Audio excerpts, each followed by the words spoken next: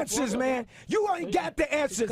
What's going on, everybody? It's fucking Tuesday night, and you know what that means. The Nukkle HeDD Comics is back with another fucking banger. We got Lay in the building, we got Cap in the building, and Cabs is here in spirit. But I just want to let y'all know, what fucking night is it, bro? What night is it, guys? Because I don't think they fucking know in the chat. I mean, it's the best night in comic books podcast, period. That's right. Fucking sons of bitches out there want to fucking question us on what day it is and shit. Yo, guys, I know Cabs wants us to save a piece of the pie that is She-Hulk, but we will get into that shit because we need to get into that. Got some words about that. Yeah. And we got the question of the day. I know Lay and Cap have a question of the day, so we could do both of them. And we'll start off with Lay's question of the day. No problem. Okay. So we spoke about the motivation, you know what I'm saying? What it really does it for you. What song is it, no matter, well, actually, is it when you get into a funk of not doing things that brings you back and it motivates you to get work done? Because me and Toe was talking about putting in the work and how people don't want to do it, how people don't want to put in work anymore. They just want results, but with no hard work behind it. Now, what song gets you guys, no matter what, like you're in a funk, you get out of it, and then you're ready to put in the work 100%. You know what I'm saying? No matter if the work is something you love, or is it just work to get to another point? Shit, that's a good one. Sometimes it changes, but sometimes it's the T.I. song, Go Get, you know, I gotta grind, won't stop, plus I won't quit. Grind like, you know, that one. And I'm not gonna, sometimes the shit that gets me motivated to do stuff is that song Never Scared by Bone Crusher. Okay. So I hear that. Two good picks. I'm with that. Cap? So I got two different ways to answer this question. Sure. The more conventional way is the songs that get me pumped or motivated. Anything by Coheed and Cambria. That's my favorite rock band. Anytime I hear a fucking guitar riff from them, I'm like, all right, let's go. But the second way, the more unconventional way, if I'm working out, any song that has the activity in it that I'm doing. So if I'm running, any song that says the word run. Got it. Like Papa Roach has a song, Does It Run in Your Blood? Okay. I hear that. Like that shit gets me. Okay, that's cool. No, I kind of like that. Yeah, no matter what, you're consistently reminded of what you're doing. I'm with that. I respect that. So I'm gonna completely date myself in every sense of the word. It's four of them, but I'm gonna try to condense them. So at any point, it's not the first Rocky theme. It's the one from the movie that's just a massive montage. You know what I'm saying? Hearts on Fire? It's literally, so it's not Hearts on Fire. It's the training montage before Hearts on Fire comes on. You know what I'm saying? The one where there's no lyrics to it. It's just it's literally training. Like man, I know what you're talking about. Yeah, he's running up the mountain. That's no Hearts on Fire is part of that. It's the one right before that. You know what I'm saying? Yeah. Then there's a one where they're actually having the boxing fight. That's the one called War, where they're actually going at it. That's me hitting the bag every day. Then there's, of course, Fight to Survive. The Bloodsport song. Anybody knows that you're out there. Fight to survive. And two of the more modern songs is really one of them is T.I. You Don't Know Me. You know what I'm saying? Oh yeah. It's really, like, you know, and then I always forget the name of it. It's Eminem's song. Shit, I can't remember the fucking name of it. Oh, Won't Back Down. Okay. Won't Back Down, yeah. I seen one UFC like highlight to it, and I was like, I've always liked the song. And then I'm like, oh, so once again, another hitting the bag song. Oh, and a good one out of left field just for good shadow boxing is the Daredevil theme. I know his background of boxing and everything. You know what I'm saying? So it's always like I can play it. That and the one was at the gym in the very first season. Yeah. Okay. The Rocky and Fight to Survive is timeless. No matter what, I put that on, work is getting done. Nah, I hear that. What helps me out sometimes, besides music, is I like to listen to Eric. You know who Eric Thompson is? Mm-hmm. There's a like a mix of shit that he says that has like a fucking dramatic beat to it, but it's called "Are You Different?" And it's just like him and some other dude are just fucking like going at it, like, you know, it's like no one's willing to put in the work that I'm, you know, shit like that, and it just pumps me up. Like that shit just pumps me up. Like, you know, I like feeling people's passions. That's what pumps me up. Because I can listen to somebody that's not even talking about something like crazy. It's just the passion that he has in it. Like I listen to Les Brown talking about fucking him buying a house for his mom, and then there was a lien on it, and it got foreclosed because he couldn't come up with $30,000 after he bought the house. And he's telling that story, and I'm just hearing the passion in his fucking voice, and that shit's driving me going. You know what I'm saying? It's like I ain't gonna buy no fucking house. You know what I'm saying? Yeah. Like the one I've had lately is definitely the Roman's theme. Oh yeah. Because from where he started, right? Like you hear them before, it's mad generic and shit's not interesting. Now he sounds like literally a Final Fantasy boss. His beat sounds like Sephiroth's theme in Final Fantasy. If you know anything about Final Fantasy, you hear that song, you go, that's how you know you're facing a boss. So I feel like him literally leveling up and bossing up to be the guy, I could never not be motivated by it, especially being when he was booed at his hometown in Pensacola, Florida. I was like, oh, fuck y'all, man. Get behind this dude. And all of a sudden he turns around and becomes the best heels kind of face ever. Kind of a little bit. Yeah. Like everybody acknowledges him. You know? He's got to be the most popular heel. Yeah, absolutely, yeah. So definitely just remembering same thing where he started to where he's at now, and be like, yo, it could be done. You know what I mean? You just gotta just be yourself. Honestly, like that's all he was doing. That's what he's doing now, is being himself. And that's what Les Brown them saying, like, yo, you put in the work, as long as you're authentically you, genuinely you'll get there. You know what I mean? Yep. Just gotta put in the work, man. You know. Suffer and succotash. Oh yeah. You can never forget about that. Told him never let that go, but right now is acknowledge him. Yeah, that's a true. problem. With Suffer and succotash is his past. That was his mistake. Now is. Yeah, that. No, and remember we saw that meme that you never thought you'd see the day that you thought Roman Reigns was cooler than CM Punk. I never thought I'd see the day, but here we are. And here we are. You know what I'm saying? It's funny because all we need to do is see the real versions of both of them. You know what's funny? Everybody's always said this about Punk, and then Jericho always said this about Roman. Like, if you let him be him, he's gonna be the coolest guy in the room. Just let him be himself. And then Punk is like, he's always been a douche. He's always been selfish, and all of a sudden, start unraveling before your eyes. And one level's up, the other one unravels in front of you. Don't get me wrong, I still love Punk, I still love the work he's done, but it's just like, dude, you know what I mean? But I still prefer AEW over WWE, so never get that twisted. Especially after last night. You saw that Monday show. Yeah. Yo, we could have literally did the first 6 minutes of Raw, turned it off, and had the most successful fucking watch along we've ever had. You know what I'm saying? Because, yo, that whole thing with Bobby Lashley and Brock Lesnar last night was 6 minutes. I was with that. I just didn't like the fact that they're going to have that match and Crown useless. Yeah. And Blood in the Stand. For real. I would rather that shit at Great Balls of Fire. Sorry, folks. As Cat would say, not being here, we'll get off the rails. Promise we're going to get back to comic books. No, seriously. Yeah, but I know Cat has a question. So, our question has a little bit of explanation to it. Have you ever heard of the phrase Chekhov's gun?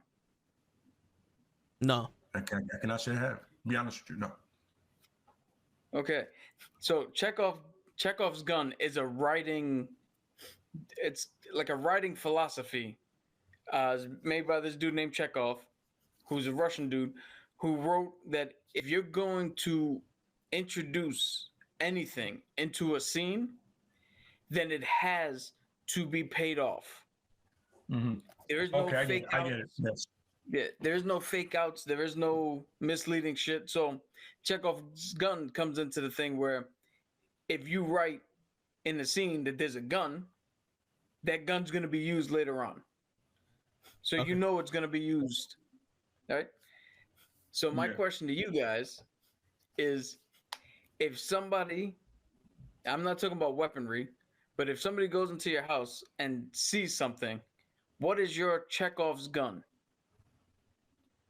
So I'll give you mine so you know what I'm talking about. If you walk into this house and you see a bag of Skittles, you know that bag of Skittles is gonna be eaten. That shit's not there to take up furniture. You know how like some people have like popcorn or something and they'll go for a couple of months and they'll forget about it. And like if you see the Skittles around me, the Skittles will be eaten. They're not here to fucking hang out. Like that. Yeah. All right. So what's the one thing that if people see that's around you, they know, oh, all right, that shit's already in use. Like that shit's already gonna be gone by the time. It has to be a consumable or anything. No, it can be anything. Anything. Wow. Okay. Oh. So there's 3 items, right? Chips Ahoy soft cookies, the soft ones. I mean, they don't last. And now I got the thicker ones, right? Shit is almost done. You know what I mean? 2, bourbon. There's not even a question about it. And actually, the third one is hand wrap tape, because sometimes I'll hit the bag just with that, and I go through those, bro. Like somebody will see it one day, they come over the next. Where is it? Oh, done. I've already literally used it. You know what I mean? Can I toughen up your knuckles in your hands? You know what I mean? So. Probably those are the 3 items, you know what I'm saying? I would say, right now. It's pretty good. Tell what you got. Well, the obvious one is soda. You come in this house, you see soda, that's mine. Don't touch it. You know what I'm saying? That's the soda. Shit, man.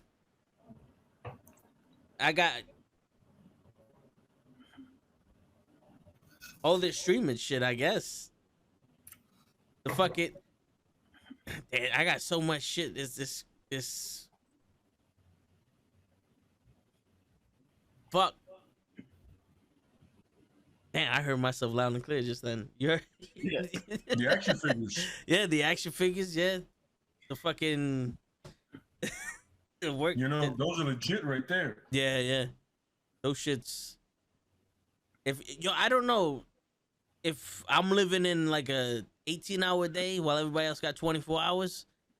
But I used to be able to go to school for 8 hours a day, play outside for 4 or 5 hours a day, watch TV for 4 or 5 hours, play with my figures, and have 8 hours of sleep. I don't know how I get home. I stream for 3 hours, I sleep for 3 hours, and I don't have time to take a shit. How does this happen? Oh, okay. So now Cap, you didn't answer the question. I was waiting for Cap to answer the question because I have another question. I just realized it literally stemmed off from the music question I just asked. But Cap hasn't answered yet though. So he said Skittles, and I believe him. I believe him. Yeah. But besides Skittles, if you see anything like a coloring pencil, a comic book, a D&D dice, a Magic the Gathering card, any nerdy shit in this house, already that it's mine. I've already I'm using it. I'm probably gonna do something later on with it. Oh, another thing is like most likely knives or anything to sharpen a knife, 9 out of 10 you're gonna go. Even though my ladies of the Puerto Rican persuasion, they're actually mine. And if nobody knows that the running joke is if you're Puerto Rican, you have a shank. Shut up, But see, jackass. I mean, yeah, you see what I'm saying? yeah, it's on deck. I'm not in my So, room, so I don't have I mine. just on want me. to thank these fellas for getting us literally probably some of the dopest onesies you're gonna see. It's the way Thor should look, by the way. Just throwing it out there for everybody. You know what I'm saying? Got cap and training. The Aquaman one, I'll make sure she wears when we see cabs. Aquaman fan is. And of course, this one, it's gonna be her workout gear most likely. Oh yeah. You know what I'm saying? Yeah. So I want to thank you fellas for getting that for us. Oh, and I have to, just for everybody that loves the little ones. I mean, come on. You know what I'm saying? I want to thank you fellas for definitely getting that for us, man. It's gonna be some of the first stuff she'll definitely wear. So I truly appreciate it. You have no idea, man. Thank you, fellas. You're welcome, man. Hey man, it's not a problem at all. Happy to do it. We gotta start everything on the right path. You know? That's what I'm saying, right? Word. That's what, and it's funny because shout out to Gigi. She also got us a lot of superhero stuff too. So it's like the path has been set. The Punisher onesies coming. You know what I'm saying? Somebody goes, get the one with the bow. It's cute. I was like, she has enough pink. You gotta balance it out. You know what I mean? Yeah. Like, is that a girl? If you can't tell, then you got a problem, brother. Word. You know? But yeah, man. But once again, I truly appreciate it, man. Oh yeah. This one here.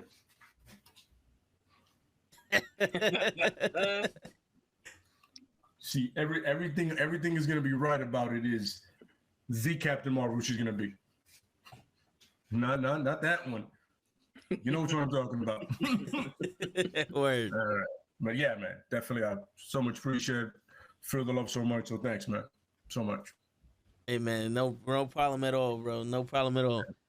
Yeah. So so my second question is the same thing with the music. What movie can do it for you?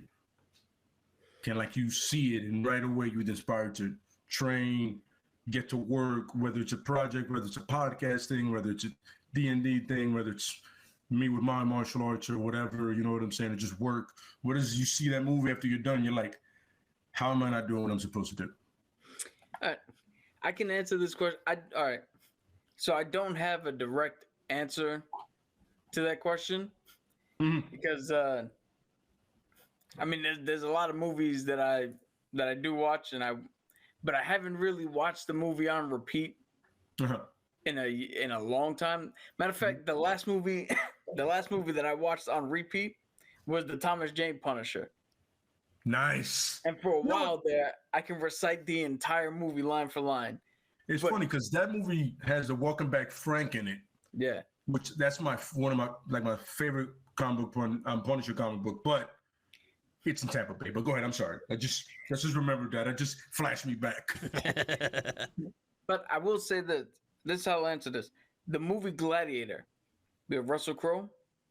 Yes, sir. When that came out, when he went into Rome and saw the Colosseum for the first time, I looked at my mom and was like, I gotta go there to the Colosseum.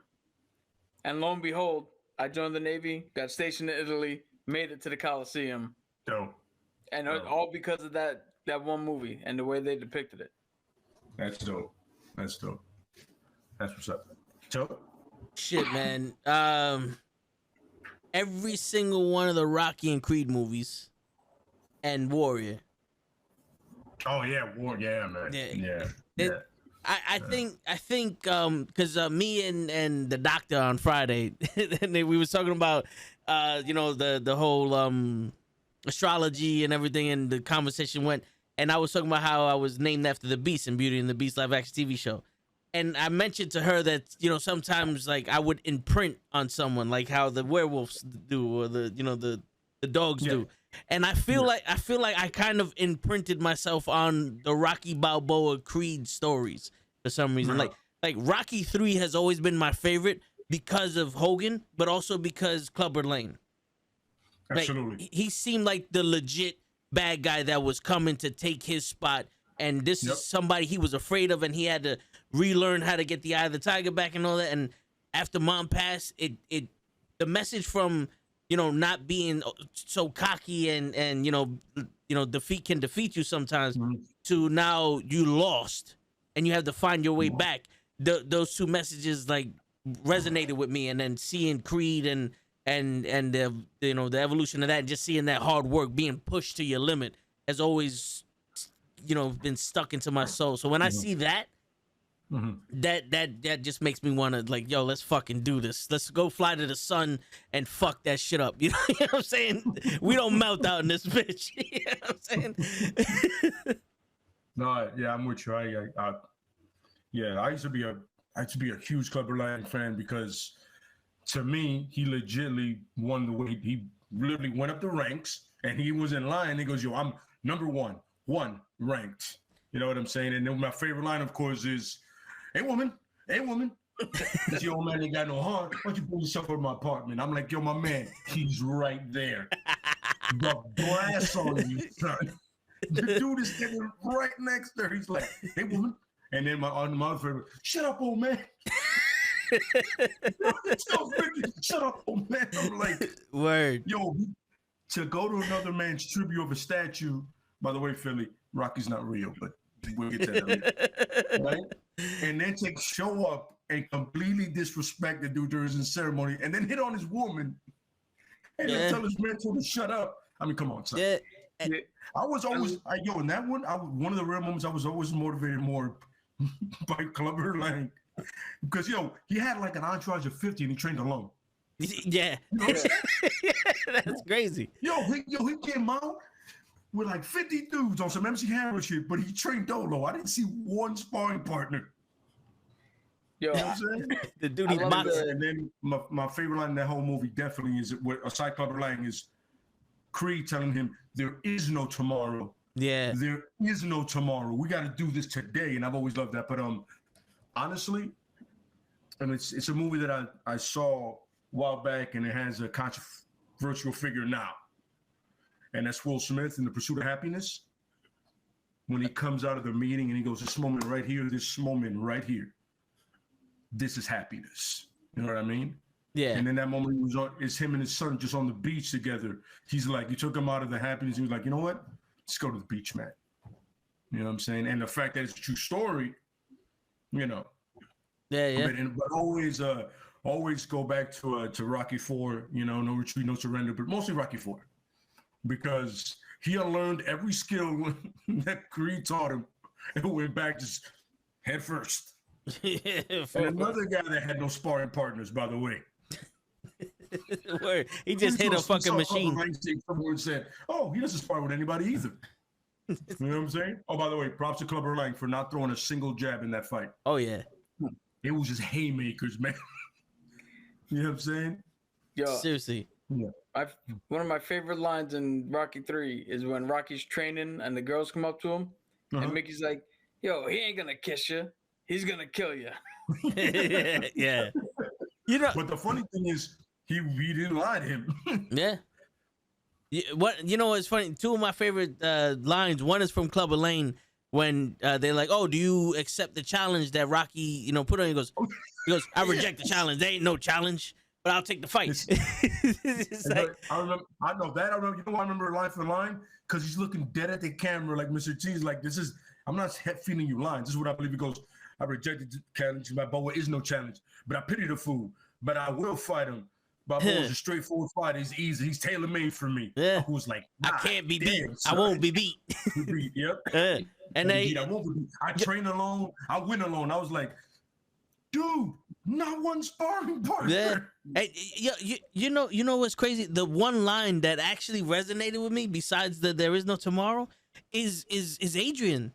They're on the beach and she goes, "What's going on?" He's like, "Well, you want to break me down? I'm afraid." Afraid of what? Losing what we got. I don't want to lose what we got. Before there was nothing, and then now there's you, there's the kid. I don't want to lose what I got. What do we have that can't be replaced? We got money. We got cars. We got, the only thing we don't have is the truth. Yo, that scene, I was like, holy shit, man. Like, if you just listening and you put yourself in Rocky's place, Adrian is telling him the fucking truth. Like, your fear has nothing to do with what the fuck is going. Like, it's almost like you're making up a fear just so you don't fight this fucking dude. And she's like, I've never met you to be afraid of something, especially afraid of something that doesn't exist. Absolutely. But you know, she right away she became like third to John Connor when she did that whole "you can win." I was like, I don't know, man, that's Rocky. Rocky's lost once and twice in movies that I've seen him, and after that, it's ass whoopings he's been handed. So when she said that, I was like, Adrian's dead to me. I can't fuck her, yo. And then it's funny. He looks at me and goes, yo, that dude's gonna have to kill me, dog. That's how I roll. Well, I was like, yo, first of all, ballsy, because that dude would just killed your boy. You know what I'm saying? Word. So he's 1-0 and killing people right now, and he got away with it. Gladiator's another good one. Gladiator's another great one. You know what I'm saying? And it's funny because the one Warrior, I remember a friend of mine was talking to him, right? And he was like, "Oh, I can relate to the father." I go, I was related more to Tom Hardy's character, man. It's like, what do you like? Yo, you saved that kid's life. He goes, what do you expect me to do? Was I supposed to let him drown? They're like, what's wrong with you? And then when he told his brother, I was a 6-year-old kid, I didn't have a choice. He goes, you had a choice. You had a choice. Everybody has choices, you know what I mean? You made yours. Mm-hmm. And then the way he fought, he just came in the ring, whipped the dude's ass and left. They didn't even wait for them to announce that he won. Word. He was like Mike Tyson, but black trunks come in, whoop people's asses, he's like, I'm out. Hey, that was the official decision. I'm out. I was one MMA fighter to do that. She like dropped him, dude. Like, yeah, before they announce him, he just bounces up to me. I'm gonna get a title. Get the shit away from me. Word. But yeah, no. This is good to know, man. It's good to know. You know what I'm saying? I know what kind of shit to send our fitness group. Word. That's what motivates Kenny and a show. I'm still trying to figure out what motivates show. Yeah. I just want to point out, you now have my favorite line ever said on this podcast. What's that? Motherfucker, he's 1-0 and killing people.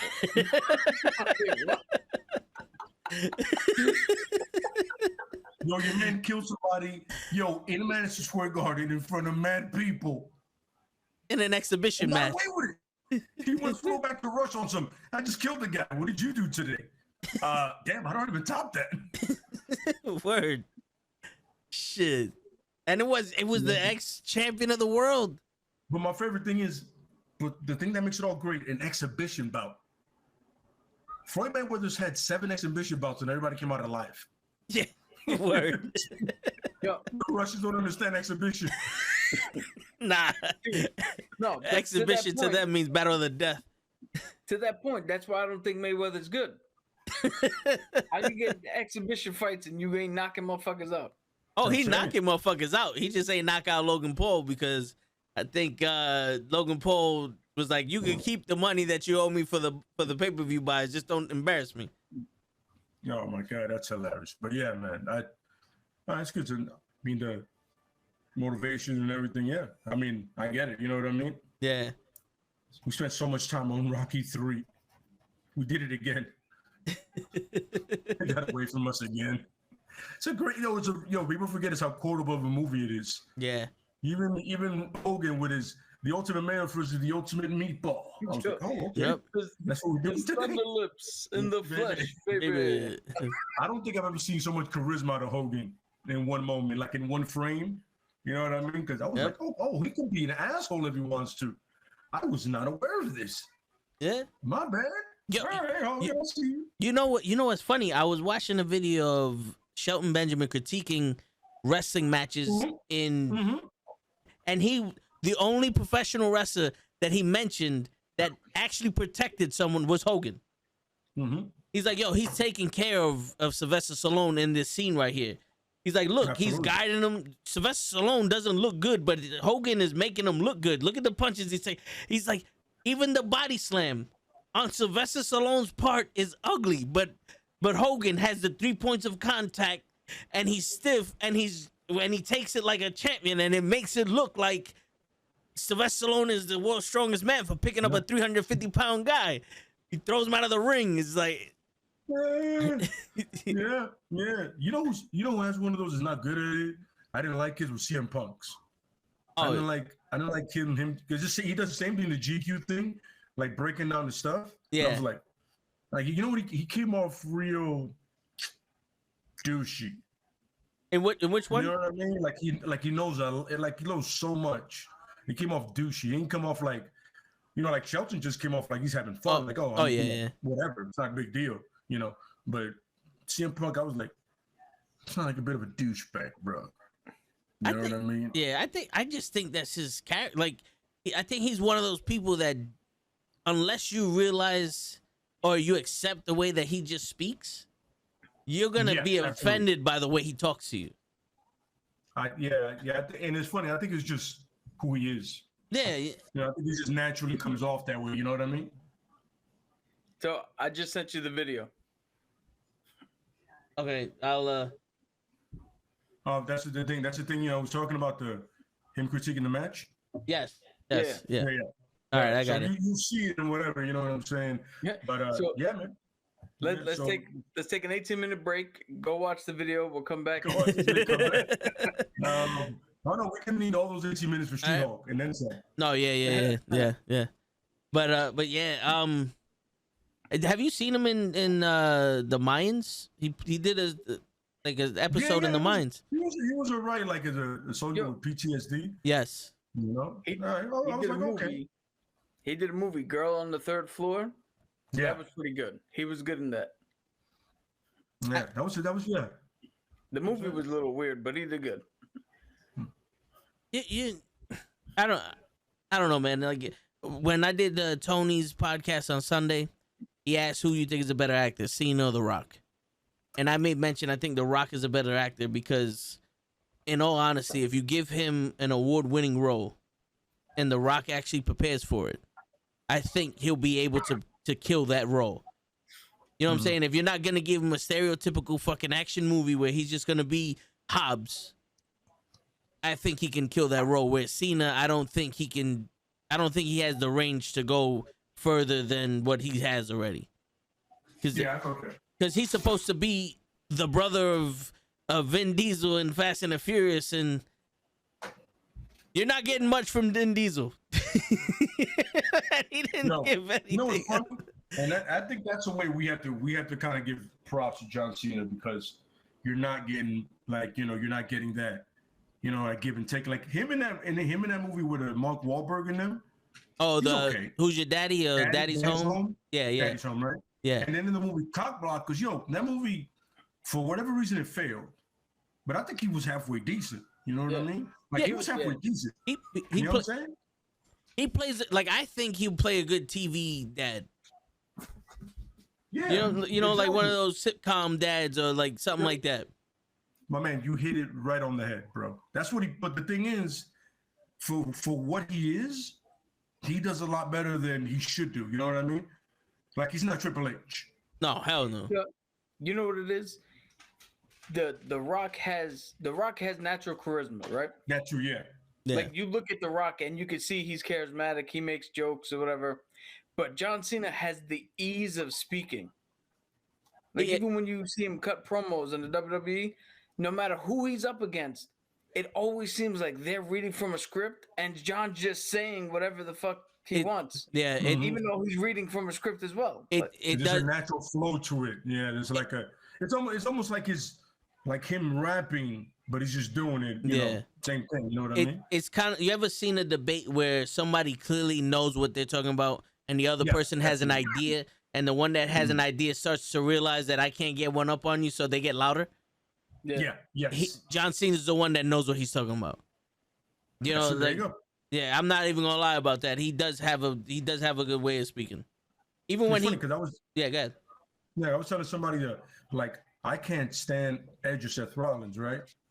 But on the mic, there's not a lot of people that can roll. Even when Seth is doing that dumbass laugh, in between that, there is a good promo. And between Edge's face and him just being in, there's a good promo in there, except for that shit with The Miz. I don't know what the fuck that was about. The Miz is another guy. I can't stand The Miz. But I'll tell you this much, he can build a feud with a mic like almost nobody's business. Oh, yeah. There's very few guys that can literally build a feud with somebody just with a mic in their hand. Kevin Yep. Owens, another one off the top of my head. You know what I'm saying? Yep. He would build a story around that shit. And even Sammy, remember that? Sometimes it's just like that live stuff doesn't translate well to, you know what I mean? Yeah. Like it takes like Broadway acting, it takes a special talent to go from Broadway and then translate well into the movies. You know what I mean? It takes a special talent. Because also like in wrestling, you have practically your whole life to develop this character. In Absolutely, the movies, you have a couple months to embody this character. To actually go off of that point with Broadway and regular acting, just like in wrestling and Broadway, you're playing to the guy in the back of the fucking audience. Absolutely. To the dude in the ass end near the exit sign. So you have to be bigger and louder. When in a movie, you're playing for the person 2 feet in front of you, which is a completely different skill set. Yeah. Absolutely, yeah. You know what I'm saying? Like that bombastic attitude has to be dialed down in a movie. You know, because like we always said, wrestlers they're dialed up to 11. It's their personality dialed up to 11. You know what I mean? And then when you're acting, you gotta like, and then be somebody completely different. Yeah, no, it's you true. can't have your jean shorts. You know what I mean?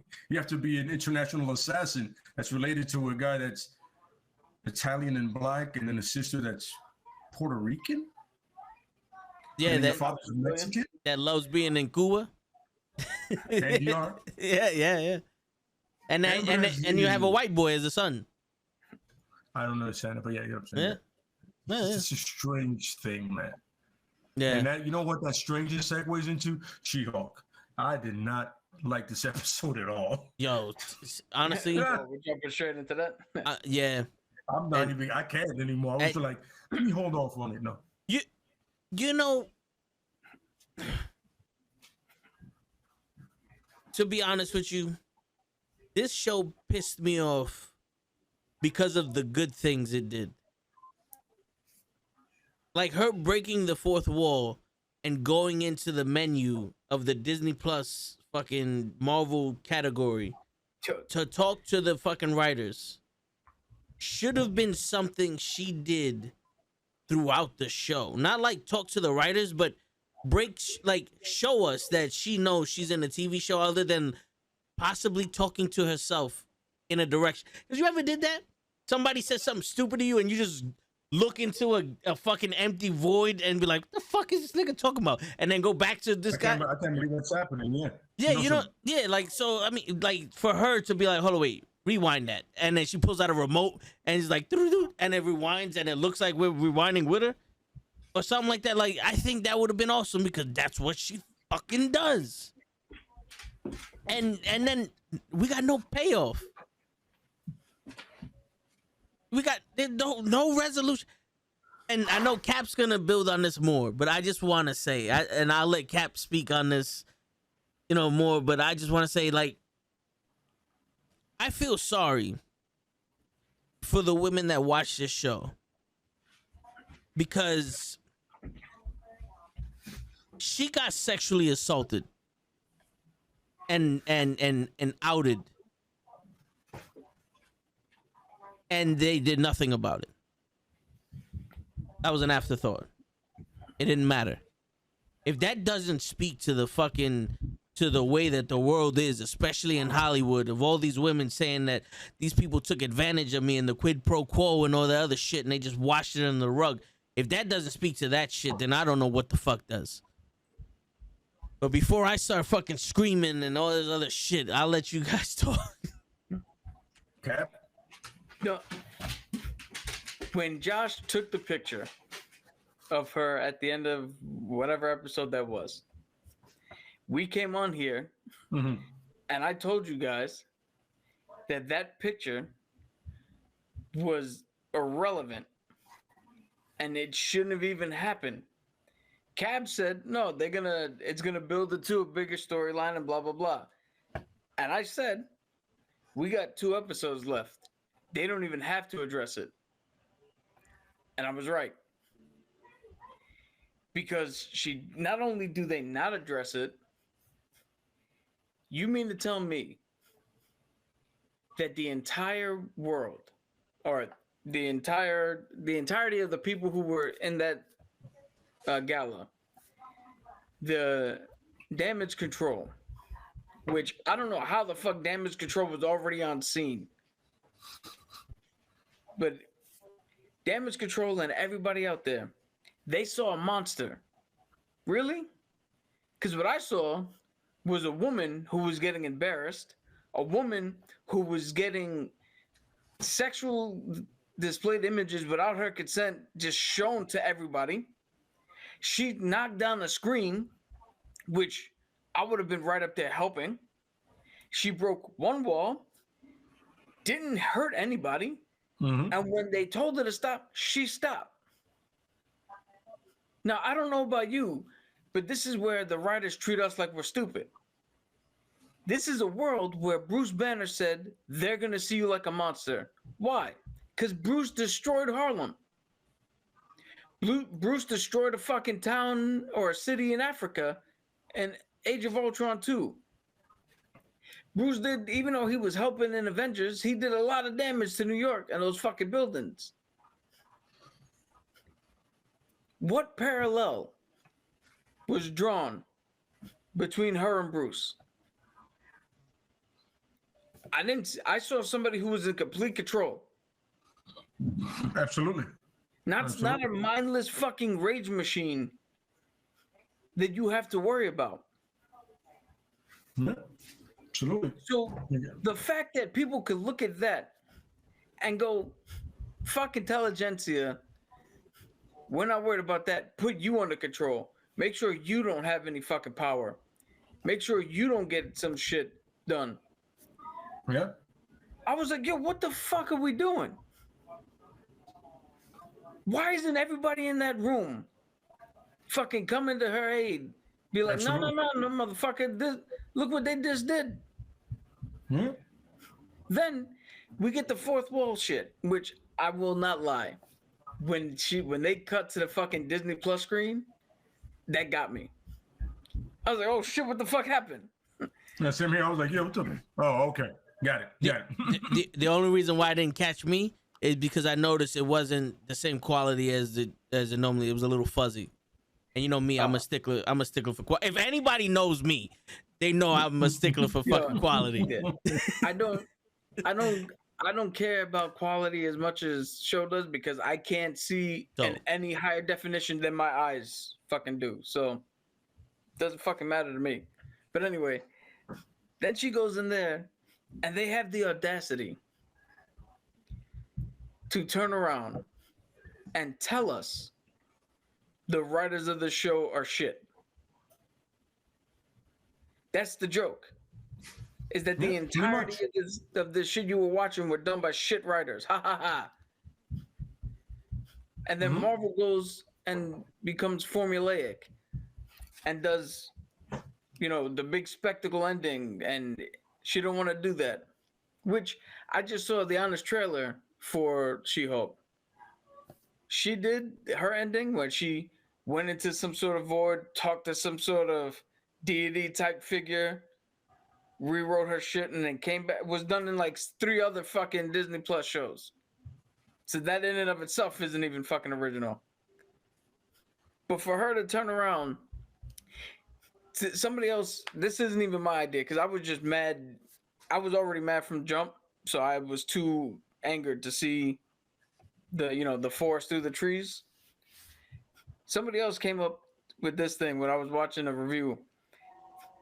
She said she wanted to change all these things. They did it, and then they jumped back and everything was handled.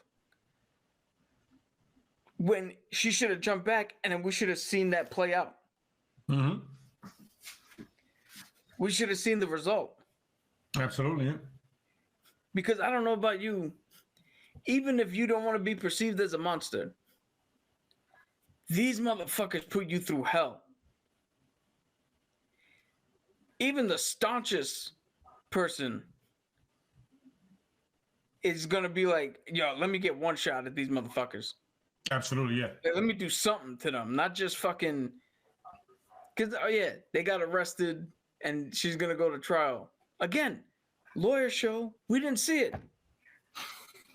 What the fuck? She even told Kevin, can we agree it's a lawyer show? And Kevin was like, if you want to call it that. Again, acknowledging that you're not giving us what the fuck you're telling us this is. Absolutely, yeah. And to Toe's point, what should piss everybody off is the first 2 episodes were fucking great. The episode with Daredevil, we got the She-Hulk we should have seen the entire time. Broke the 4th wall in the fucking law room, in a courtroom. Confident as fuck. I'm gonna whoop your ass. Who's this asshole? Jen is fucking doing her little watch me do my thing, that little weird dance shit she did. That's everything She-Hulk should have been from the fucking beginning. She's helping somebody with superhero powers. She's in a courtroom. There's comedy. She's doing a little bit of fighting here and there. When the fighting starts, it's not even her doing the shit. Other motherfucker, Daredevil was kicking everybody's ass. She just went in and got her fucking dude. Instead, we got 17 episodes of Jen is a piece of shit.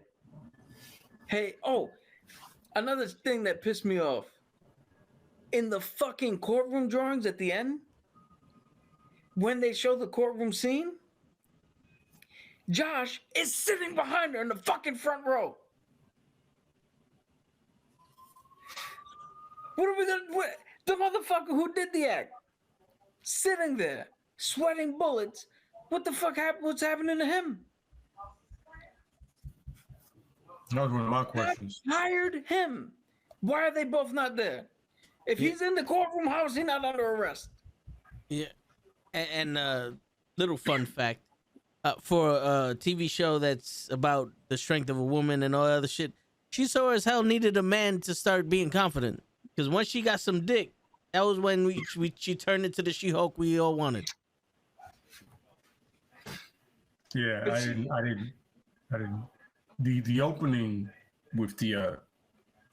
I'm sorry, Kevin. You did? I apologize. I'm sorry. Just the last thing I just wanted to mention was the stupid. I know that these arguments and these conversations take place, but the stupid ass. How come there's no He-Hulk? Motherfucker, that's the Hulk. They gave her the designation to separate. Oh, fucking! I would say the same thing. If Lady Thor was a man. You mean Thor? yeah, exactly. These motherfuckers, they don't exist in a vacuum. Their counterparts are right there. Yeah. Yeah, like literally the opening of the show. I agree with both you guys, by the way, wholeheartedly. The opening of the show, where it had that, I guess the Bill Bixby, Lou Ferrigno thing going on. I was like, I literally picked up. I was like, let it ride. Let it ride. I didn't like that from the get. I'm like, first of all, you're not even your own. You don't have your own identity as a show, and you're gonna go ahead and like. I felt like it was a mocking. I don't even feel like it was like a tribute. You know what I mean? In my eyes. Yeah. And I'm like, you don't have an identity, but now you're going to do this to a show that had a definitive identity and was successful. All right, game on. Let's do that, right? Go ahead, Kat. No, I was just gonna point out when they did the thing and the She-Hulk was a real person like Lou Ferrigno and all that. Everybody assumed, including myself, that must have been the on-set actress who they used as a stand-in. Yeah. No, that was some black dude, some black bodybuilder guy. Yeah. It wasn't even a woman dressed as She-Hulk. It was some fucking bodybuilder dude. That was a dude. Like, as if we're watching, I'm gonna get you, sucker. I'm just saying. See what like I mean? you have an on-set fucking stand-in. Why did this other dude need to come in? I'm saying, and then they use pretty good storyline in comics. Savage She-Hulk, like they just throw it away, like it doesn't matter. and you have 75 episodes, and you could have fit in somewhere where she just loses her shit, and then you can compare her to Bruce, and they're the weak. I'm saying, to Cap's point, she really loses it one time, you know what I'm saying? And all right, whatever. And then the intelligentsia thing with her parents, I was just like, holy shit. This episode is everywhere but where it needs to be. Then Matt shows up randomly at the end. Yep. I'm like, what? How did you make it all the way out there? Yeah, and then they ended in a fucking Fast and the Furious family barbecue. Yeah, that's another thing. Everybody's cool, chilling together, and then all of a sudden Scar shows up. Why was Scar a throwaway? Here's a question that I want didn't answered. even look like fucking Scar. Bad. I want this question answered for fucking real now. The Hulk. We all know the Hulk before he became Professor Hulk. As this motherfucker who, when you saw him, you're like, all right, he's gonna fuck shit up. Scar in the comics, if for all intents and purposes, is fucking Conan the Barbarian. Yeah. Yeah. He looks like he's gonna fuck shit up. Why in the fuck did we get, hey, this is my son, he's shy, he don't talk to nobody, he's scared. What would have been the problem had he had just showed up like, oh shit, fucking Scar? First off, that's not even what happened in the fucking comics. In the comics, Hulk was on the way home. Yeah.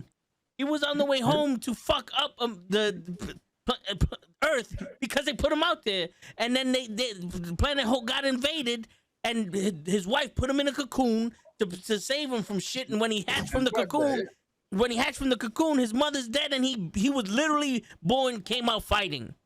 Yeah. What happened? You can't make Planet Hulk. You can't make it.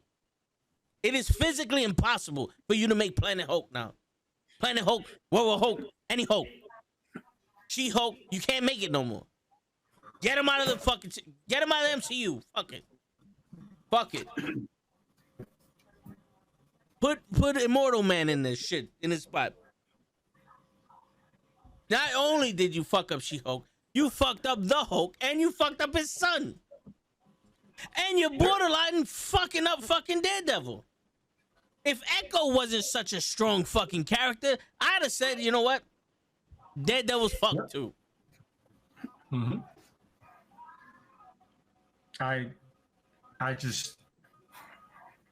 I'm still to this point, I don't know what this show was really supposed to be. The only time it was a really lawyer show was when Matt showed up. And if anybody argues that point to me, watch the episode, watch that segment, and realize that that's the only real lawyer in this whole thing. Yep. I'm gonna fucking repeat until the earth stops spinning. You can't get a judge to agree that the fucking device that this fucking dumbass street magician is using is putting people in harm's way and should be fucking confiscated. You can't get a judge to see that? Literally sent to people to other fucking dimensions. And I don't, you can't say ignorance. Motherfuckers were snapped for half a fucking decade. You know, they saw Thanos. We know, people know about what the fuck happened in Endgame. Yeah. Yeah. You know what's crazy? You know what's crazy? That superhuman law firm should be shut down because apparently none of them are good lawyers. Because how the fuck does Hulk go from destroying a college university to fucking Harlem, to the city of New York, to fucking Manhattan, to an African country, to almost destroying Wachovia, and then destroying Sokovia, and then destroying other shit? And not once was this motherfucker on trial. Not once did a cop even go, you know, you're a wanted man, right? Not once. He just walked around Manhattan like it's all good. Like, what's up, my nigga? You know, like he was Jackie Chan, like, boom, FBI. Like, it was fine. This woman, this woman prevented a fucking screen from showing her nanas. And now We got you incarcerated for fucking attempted murder. You're a serial killer. You destruction of property of half the planet and prostitution. And all right, take the plea deal because obviously you're wrong for defending yourself. Yo, that's another thing. You're a fucking lawyer, and Mallory's clearly better than you are. The best defense you had was the. First off, don't tell me the fucking lawyer show when you got Blonsky paroled, even though he broke out of fucking prison. You can't do anything for yourself. Yeah. Absolutely not. You can't. Like, then, not to mention, what the fuck is that setting up? He's now on Kamar-Taj, so I guess he's not in the Thunderbolts. Unless Wong is stupidly putting maybe that's where together they train some of the people of the Thunderbolts. Probably. Mm-hmm. Shit, fucking geez. And that's another thing. How do you sit there and talk to fucking Kevin and rewrite the ending, and you say that you want Blonsky to fucking take responsibility for what he did, when technically you could have made him not do what he did, and also you still was his lawyer and trying to help him out. If you're not gonna sit there and go, well, I can't help you out, you got to take responsibility and just step back and not be his lawyer. The fuck was the point? Yep. Not only that, can we make Blonsky take responsibility for his actions? He immediately was like, yo, Wong, get me the fuck out of here. Yep. Yeah. It was like, I was there for 2 days, got sucked into another show. Yeah. Yeah, my man. Nobody's taking responsibility for any kind of actions here. Yeah. Not even No her. accountability. Not even her. I'm telling you, I don't. Yo, why couldn't you have that scene and then rewrite the ending into something that made sense? Not just, hey, all the stupid shit they put in here, let's correct it, but then still end up in the place that they wrote us. Because Titania was still there. Like we said, Daredevil literally got dropped out of the sky. Like, you had the power to rewrite, and you didn't rewrite. You just fucking annotated. You just made notes. It was like, oh, change that one thing, one thing. It's frustrating, man. And not for nothing, there's no possible way you can put this character in any other project because she just shows that the MCU is a joke. The MCU, because in all honesty, let Thanos be resurrected and come back and fight people. All she has to do is jump through the fucking screen and tell Kevin, nah, erase him. You know what I'm saying? Like I don't know, like the little shit that makes sense for a TV show that you're gonna connect to a 20-year investment that we have of movies based on comics and characters that we invested our lives into. You have to make that shit seem like it makes sense. Absolutely. Because now, if you can do that for no reason and still not have anybody take accountability for the fact that they betrayed your trust in the bedroom and recorded you and outed you, that's not on the table. But now you want me to believe that you're not gonna sit here and go, oh, he's the king of Wakanda. That don't mean nothing.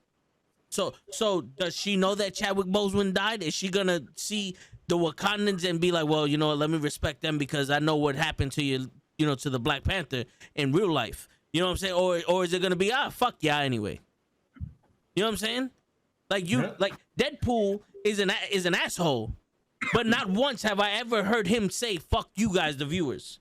He always talked to us. He was always like in the seat with us going, what, they couldn't afford any other X-Men? You know what I'm saying?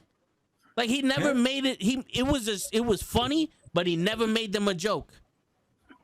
Even fucking Colossus, he fucking punched him in the nuts, broke his hand, punched him in the nuts with the other hand, broke his hand, kicked him in the nuts, broke his foot. He's chilling. Colossus is doing his thing. It doesn't take the entire fucking village to be stupid for you to get a laugh. Yo. It failed on all parts of this fucking show. Every single part, it failed on it. I'll Yeah. even say it failed Daredevil. This is the thing that I know we're harping on this probably too long, but they said, "Hey, see you in your own movie or in the movie." She's like, "Really?" He's like, "No."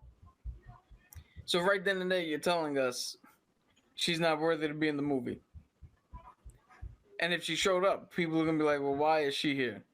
Two, when she looks dead in the camera and goes, "Is this what you wanted?" Talking to us, that was fucking sad because it's like, no, bitch. We wanted you to be good. There's a fucking series that exists in an alternate universe in Earth's, what was it, 836. That is a fucking amazing series with She-Hulk. That's not what we got. You spent too much time attacking the fucking trolls. And then when it comes to the end, you had the audacity to ask us, is this what you want? See, that pisses me off because one, you're attacking the trolls. You already know that the trolls want that. So that question's not for them.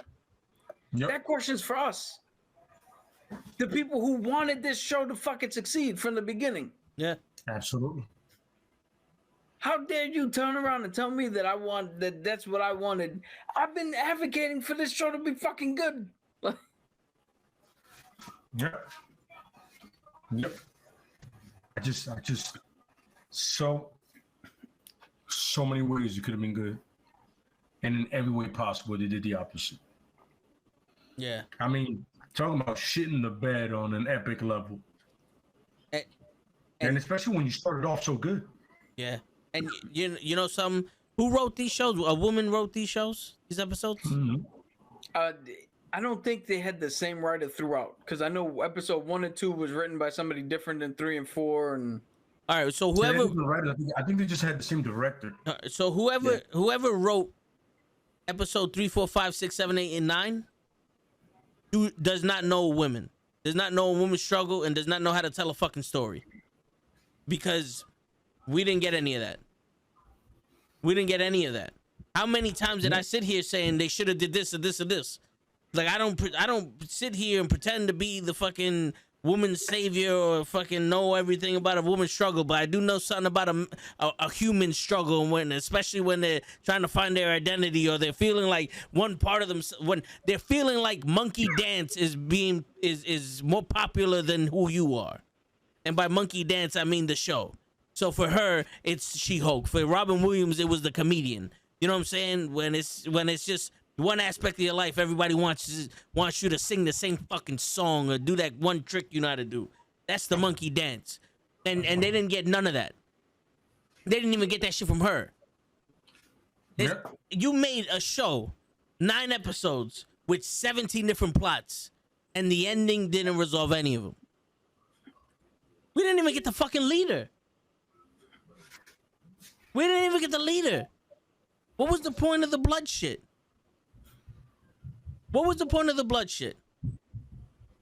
I figure in Captain America 4 will get connected, but no, it should have gave some kind of trail to it. We're not. It's not gonna get connected because she just turned around and was like, "Oh, the whole blood plot line is stupid. Erase it." Oh, that's right. She did. Yeah, that's right. Well, there you go. What do you want? And if you want to see She-Hulk in a movie, watch fucking Halloween Ends. Because Halloween Ends was the biggest fucking She-Hulkish fucking movie I've ever seen. Where it had nothing to do with the shit before it, and it was stupid and fucking stupid. It was the dumbest fucking shit I've ever seen in my life. She-Hulk in that movie. But we're not talking about that right now. We're talking about fucking the disappointment that shit was. And you know something? And I said this shit before. And this right here, this fucking show makes me hate Marvel right now for what they're gonna do to fucking Wakanda Forever. Because I have a feeling in Wakanda Forever that there's gonna be some stupid shit in there, and it's gonna be so disrespectful, but no one's gonna give a shit because this fucking show is so goddamn horrible. And my thing is, coming off Miss Marvel, right? Why coming off Miss Marvel in a show about a young lady finding herself and doing her thing, right? And it's a great show about her culture, about her life, about who she is. You know what I mean? I forgive the mutant part. Whatever, you know what I'm saying? You can't nail all the points sometimes. But then you followed up with this shit show. Literally. Yo, we had a great one with Moon Knight. Great character development, you know what I mean? Great interest to a mental health issue that is serious. Yep. But they took it seriously and they respected it. Yeah. And to Kamala Khan about her culture, about her youth, about her struggles, and her finding herself in this world. You know, once again, the mutant part, go fuck itself. But that's just me. It's just me. I'm in the minority in that part sometimes. All of a sudden, you followed up with this shit show. Yeah. And I don't know how you can get it so right for so long and then get it so wrong right after that. Yeah. And you know what's crazy? What was the two things? What the one thing that we got from those two shows, from Moon Knight and Miss Marvel? Culture. Mm-hmm. There was no culture in this TV show. There was no culture of law. There was no culture of womanhood. There was no culture of nothing. There was nothing that this show was built on. You said it was a lawyer show. There was no law being put. They never went to trial. They never went to trial. They kept going to deliberation, and they said, "Fuck it." The judge was like, "Fuck this shit. You're stupid. You're stupid. Now you're guilty." They didn't even put in a compelling argument for the whole "I don't want to be a superhero" line. Yeah. Because what's your argument? You're not, what do you call it? You're not a superhero. All right. So we don't see you as a lawyer. When you're in human form or gen form, you keep telling us that she's shit. And the one episode where we're like, yo, they put it all together and it was almost damn near perfect. You were the superhero. Yeah. You went out and put on the suit and went to and fought Daredevil and then saved the fucking designer from Frogman. Like, you didn't even put up a good argument for for any. Yo, you can't be a situational comedy, because look at Friends, look at fucking Seinfeld. There's no points to these shows. There's no point to them. No, they just have episodes. You can't do that. If you're gonna do that, every single episode has to be on point. I know people right now that if you talk to them about Seinfeld, they can name specific episodes. Yeah. Talk to people about Friends, they can name specific episodes. Character growth. You have to be on point in all episodes if you're gonna make literally a nothing show. Yeah. I agree. Yeah. I mean, it's just the. I mean, for 6 episodes, I was trying to figure out what exactly is the show about. Like, what is his identity? And after the 6th one, and I tried hard, I gave up. You know what I did with this? I did with this Wolverine's origin. I just quit. Oh, you know what? I'm gonna watch the action. Sounds good to me. Just gonna go ahead and watch the action. I'm gonna make this a Fast and the Furious movie for me. After one, just the action. There's no story to this. You know what I mean? And then when I saw Deadpool, I was like, oh, so we really don't give a fuck. Great. Let's do that. And this show did that shit in abundance, and I was like, oh my God. And once again, there were half an hour. If I turned around and took a shit, the show was over. You know what I'm saying? It was so quick. Dude, if this show was a half hour, then this is like fucking currency exchange. Where in our time, it's a half hour. But when you exchange, it's like, oh no, it's only worth 5 minutes. Yeah, absolutely. That's exactly it. Yeah, absolutely. That's the perfect way to put it, Cap. That's the perfect way to put it, bro. Holy shit balls, man. And think. And it's funny, and I remember I put up the thing in the group. I remember Toast, he goes, the star goes, season 2 doesn't seem likely. You think? Really? Yeah. What made you think that was gonna happen? Joe, I'm telling you, make a good show about somebody who just so happens to be a Hulk, who's doing a law thing, doesn't want to be a hero, and a couple episodes gets pulled into it, like to fight what's her name, Titania, or the one with Daredevil. She gets pulled into it. She doesn't really want to do it, but outside of being a hero, did you give us enough for us to go, you know what? I don't need to see her as a superhero. I'm enjoying, and I'll tell you why that is in the end. You do that, and you forget about the motherfuckers who are going to talk shit about the show, and then they got nothing to talk about. Because then the only thing you're going to talk about is, oh, she's a female lawyer who's green. And it's like, okay, no shit. I'll be right back. And the reason I say that you could have done all that, and if you would have done it right, we would have been okay with it, is coming out of Hawkeye. How many of us said, just give us a show with Haley Steinfeld and Florence Pugh, just them two talking. Yeah, just them chilling. Yeah, exactly. Yeah, Yolanda and Kate, that just their chemistry on screen. That's all we needed. And we got that for what? In 2 episodes? Yep. Or realistically, 1 fucking elevator ride. Absolutely. Oh, yeah, seriously. Oh, and when they first met. Yeah. Yeah. And it's funny because instead of giving us She-Hulk, if we would have spent, let's say that if we got the She-Hulk, right? I would have preferred you spin them 2 off and give me that before she goes to the Thunderbolts. She goes on a mission and she meets somebody that has an amazing aim. She goes to Kate Bishop. Listen, I need you just for a mission. 6 episodes, 45 minutes or an hour or whatever. Give me that to the She-Hulk. Please. I'm begging you. Yeah. It's a shame because Tatiana Maslany she did fucking amazing. Regardless of what you want to say about the show and all that, at no point did I ever go, she shouldn't be the She-Hulk, she shouldn't be the actress. She did fucking well. She did great. I don't blame any actor that was in it. I can't do that, you know what I mean?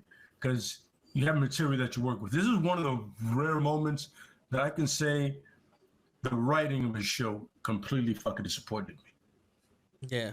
All right, not the acting, because a lot of time I go, yo, the acting was ass. You know what I mean? It's like I tell people, I praised Daredevil season 3 so much because it was him losing his faith in religion. And that's Matt's backbone. His faith in religion. He's like, yo, fuck that. I just got to do me. Great. This shit took whatever they had success with that and said, we don't like that. We're not going to make this a compelling story. Shit, Hawkeye had his funny ass moments for what it was. But I enjoyed the fuck out of Hawkeye. Oh, yeah. Watch that shit again right now. And I don't ever want to watch this shit again. Yeah. And ever. And in Hawkeye, we saw his kids for 1 episode. They were in like 2 or 3. They were like 2. Yeah, 2. Right. And they seemed like the most important people to Hawkeye. You know what I'm saying? Like how serious it was for him, for those kids, and how affected he was when they were blipped. Like that all came through. You know what I'm saying? Like, yeah, absolutely. We didn't get nothing from her, like if she got blipped or that whole shit. It's almost like we're just gonna say it. It's almost like she's privileged and oblivious to the way the world really is. And absolutely. We're sitting here watching it going, that's what you think?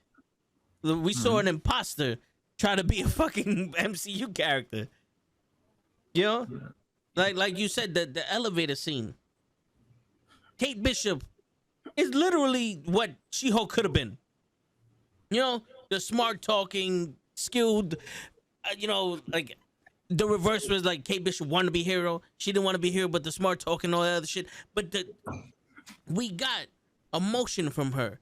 we felt her not trusting the mother's boyfriend.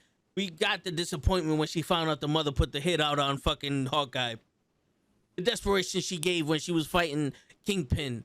You know, how she really, really wanted to learn from Hawkeye and all that other shit. How she was annoying to him, but it was an annoying in a way that it was almost like a little sister. You know, and it wasn't just annoying to be annoying. Like who, like you understand the psychology of people, and you wrote that in there, and we grasped it. We you've earned our attention with this. No part of this fucking show besides the fact your blood is the most precious thing out there, and we can't even have a fucking 1/1,000,000th of a percentage of it out in the world, was the most important thing, and they kiboshed that. Yeah. And it's funny because at no point did you have any scene. Every show, even WandaVision, had a scene that was a pivotal moment. It was an emotional moment. You had Sylvie and Loki when they were connecting. Yep. Even though all of the next phases are her fault. I'm never gonna let that go. She-Hulk is her fault. Then you had Cap and Bucky in their moment, and not the moment where everybody like with that big speech. Is him finally Bucky understanding that he's like, yo, listen, you're asking a black man to be Captain America. Yeah. And Bucky goes, yo, we were wrong, but we all know Steve knew what he was doing. Yep. Yeah. This is what Steve does. You know what I'm saying? Then there's Kate and Hawkeye. That moment with the phone call. With the kid. Oh man, He's losing it, Yeah. and all of a sudden you're like, I'm getting goosebumps right now thinking about it, bro. Yeah. I get goosebumps for very rare moments in comic stuff, and like, yo, he's literally, and she's like, she sees why is everything so important, because there's so much he's gonna miss in a matter of time because he can't hear shit. And there's that moment that she's like, oh my God, I get it. Yeah. I get that he's literally the most human Avenger of all of them. Yep. There's no other Avenger that's as human as he is. Like, people forget Natasha has those nanites or whatever, and like a partial super soldier serum in her, and like, you're the most human dude in there is him. Yeah. And then you have pretty much Moon Knight recognizing how fucked up he is. When he finally goes, wait, you're telling me I'm not just me, I'm me and you. And then when he realizes he's a mercenary, he goes, whoa. So you kill for this guy? Yep. And when he goes behind that door. Him being a good person, like, yo, I can't do that. But he's like, yo, it's the way the world works, my man. You have to understand. And the great fucked up part is when it says, you didn't make me. I made you to deal with shit. Yeah. And that had to fuck him up once again. And Ms. Marvel, it was pretty much all of it. Her getting the whole thing with growing up in her culture and her family, understanding, you know what I'm saying, that also you all knew about this, you were just waiting to tell me. Yep. Saying, but yeah, and then the She-Hulk gave me nothing to that. Yeah. And nothing. Isaiah, give me that at least. Yeah. Give me that. Isaiah Bradley was in fucking Captain America Winter Soldier for what, 7-8 minutes? And it was compelling. Yeah. It was one of those things that, because you already know the history of America, you can see it, you feel it, you felt it, you felt his fucking I don't know why my shit just flickered like that. The history of America, they got you, brother. Yeah, they were like, oh, cool shit. That's the motherfucker right there. You know what I'm saying? Like, you felt his pain, and you felt his resentment, and it was like, for a moment, you know something?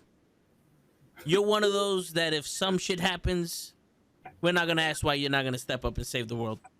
Absolutely. You don't need to. When he tells Bucky, you can't just change who you are like a switch. He's like, yo, and he's not only talking about Bucky, he's talking about America as well. A lot of people don't get that when he goes, yo, you can't just change who you are like that, bro. Look what happened to me, 30 years, all this shit, you know what I mean? Yep. You really think it's that easy to change some shit, bro? That shit takes time. All the time in the fucking world, dude, guys. You don't change like that, bro. I remember when I saw that episode, I was like, yo, this is a lot deeper than people think, brother. Yeah. He was like, yo, you don't change like that, brother. A nation doesn't change like that. And at the end, that's when Sam did his speech. You know what I'm saying? But Bradley started that whole shit, especially with Buck. He was on some, yeah, bro. See, but that's the thing is, look how in depth we're getting about these shows. Even WandaVision, when she finally realized, what the fuck am I doing? And when she kept telling her you're gonna be a Scarlet Witch, and all of a sudden, in the multiverse of shitbag, she does become her. Yep. You know what I mean? But there's always that moment, that key moment. You're like, yo, can I have at least that? Can I feel for She-Hulk to the point? And we're all very protective of Jen, but can I be protective of She-Hulk as well? Yeah. Please. This is who I read. Yeah. Yo, you know what I want to see? There's a moment in episode 1 where Jen's about to go into court. And she's like, oh, yeah, I know you're not going to be interested in this until you find out what the fuck happened. Right? Yeah. So we see that. When we come back, she turned around and goes, and I was right, and walks off. It's like, oh, it's a lawyer show. I want to see what the fuck she was talking about from when she left Bruce to that moment. That's the show we should have got. Yeah. Exactly. That's what I'm saying. That's what I'm saying. You know what I mean? And it's you know what this should have been, in all due respect, and it's gonna sound weird. It should have been Law and Order meets the Tick. You know how confident the Tick is? Yes. In his shit? Yo, it's borderline dumb. This should have been Law and Order meets the Tick. And if anybody thinks I'm wrong, watch the Tick TV show that was fucking amazing with the guy who does Joe Swanson's voice for Family Guy. Yeah. He was in a show called Rules of Engagement. Watch that and tell me if you mix that with a law show, that can't be She-Hulk. Just make the main character less oblivious to life. I'm saying I could be wrong, but I think I might be right. Yeah. And all right, so She-Hulk gave us a lot of fucking despair, and we might have to talk to somebody after, the fucking hurt. We definitely will. Yeah, the hurt. The hurt that they gave us from watching that shit. Hopefully Wakanda Forever is better than this shit, and Black Adam is a palate cleanser. We'll call it that. But let's talk about the main topic of today. Let's get into the main event. Sure. You know what I'm saying? Sure. Let's study the mind of these people if they would actually get help. And you know what? The more I actually dug into these characters, and the more I tried to put myself in the place of a psychiatrist and try to get questions to ask you guys so you can answer on behalf of the characters, the more I realized this shit is a lot more fucking difficult than it seemed to be. You know what I'm saying? Because it's not just Batman never left the alleyway. You know what I'm saying? It's what was his childhood like with his parents? You know what I'm saying? Like when did this start? Did it start as soon as he hit the alley?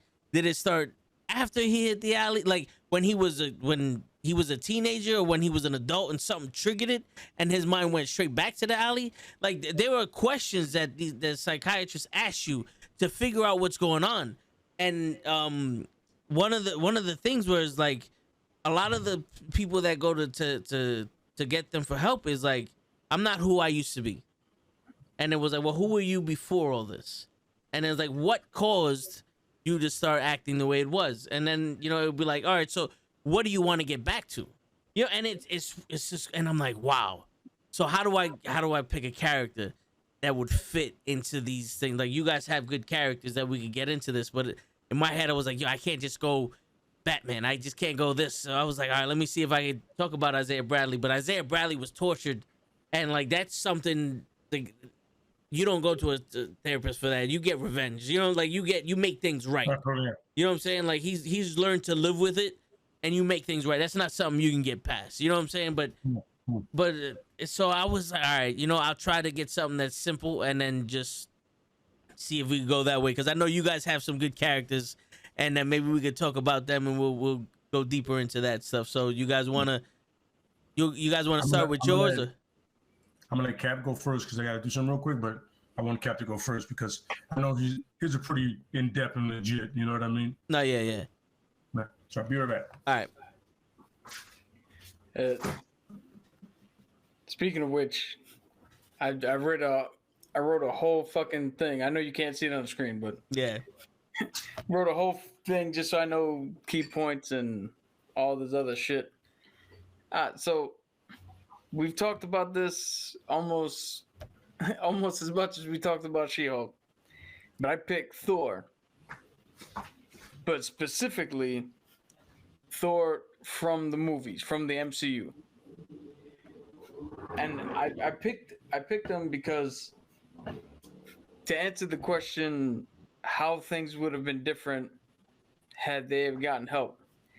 Thor actually has a support system around him that would be beneficial and that would actually make sense thematically for this question and topic and all that shit. So in the MCU, Thor is suffering from feelings of unworthiness, PTSD, depression, anxiety.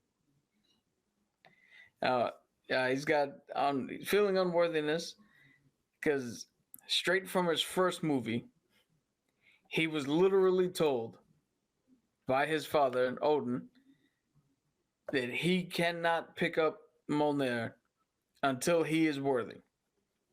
He had been shown to be unworthy. And we see him deal with that, and we see him even at the end of Infinity War. We see traumatic shit happen to him so that at the start of Endgame, he still wonders if he's worthy or not. PTSD. It's the events after the events of Ragnarok, where he lost his home. Then you get the events of Infinity War, where Thor feels like it was on his shoulders and he failed, and half the universe got snapped out. That traumatic event, we see it in Endgame, that sent him down a spiral. Depression, coming off the back of his PTSD and his unworthiness, his anxiety. His anxiety springs from his failure in Endgame to stop Thanos. Going forward, you see that he's now hesitant because if he couldn't stop Thanos, how can he stop anything else? And even when he gets the catharsis of killing Thanos at the beginning of Endgame, he realizes that in and of itself meant nothing. And that spiraled him out of control, as we saw. So those are how I see how all that plays into the movie, all of his problems. So how things would have been different? The answer I have here is a simple one. If we look at what is shown to us within the movies themselves, we can see a few things.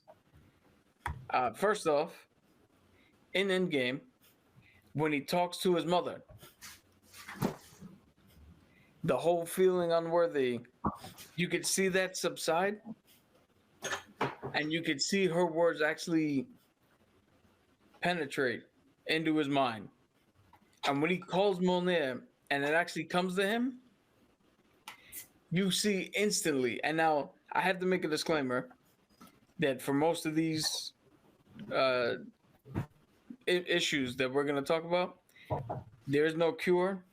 There's only ways to minimize the impact that the symptoms have on you in the day-to-day and make it easier to function. So don't take what we're saying as, like medical knowledge. No, yeah.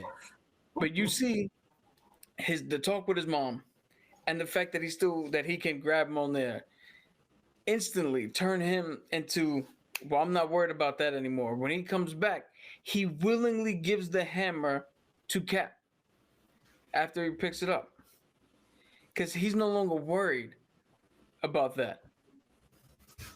So that goes with one there. Then at the end of Endgame, Thor goes out with the Guardians of the Galaxy. Right now, the Guardians of the Galaxy have been depicted to be a lighthearted team with a bunch of jokesters and idiots. But if you look at them, what it should have been. I'm sorry. I'm trying to let that go. That's the thing I had to talk to somebody about. We spoke about it. I'm sorry. Go ahead. If you look at the Guardians, especially the team he left with, this should have been a tremendous help to Thor. Yeah. Because you got Mantis, which is one part fucking therapist and one part medication. With her ability, she could tell when he's anxious, calm him down, like talk him out of it, and then if need be, use her powers to calm him down, to level him out like medication would. You got Drax and Nebula, who they're the honest truth. Sometimes what you need to hear is the harsh fucking truth.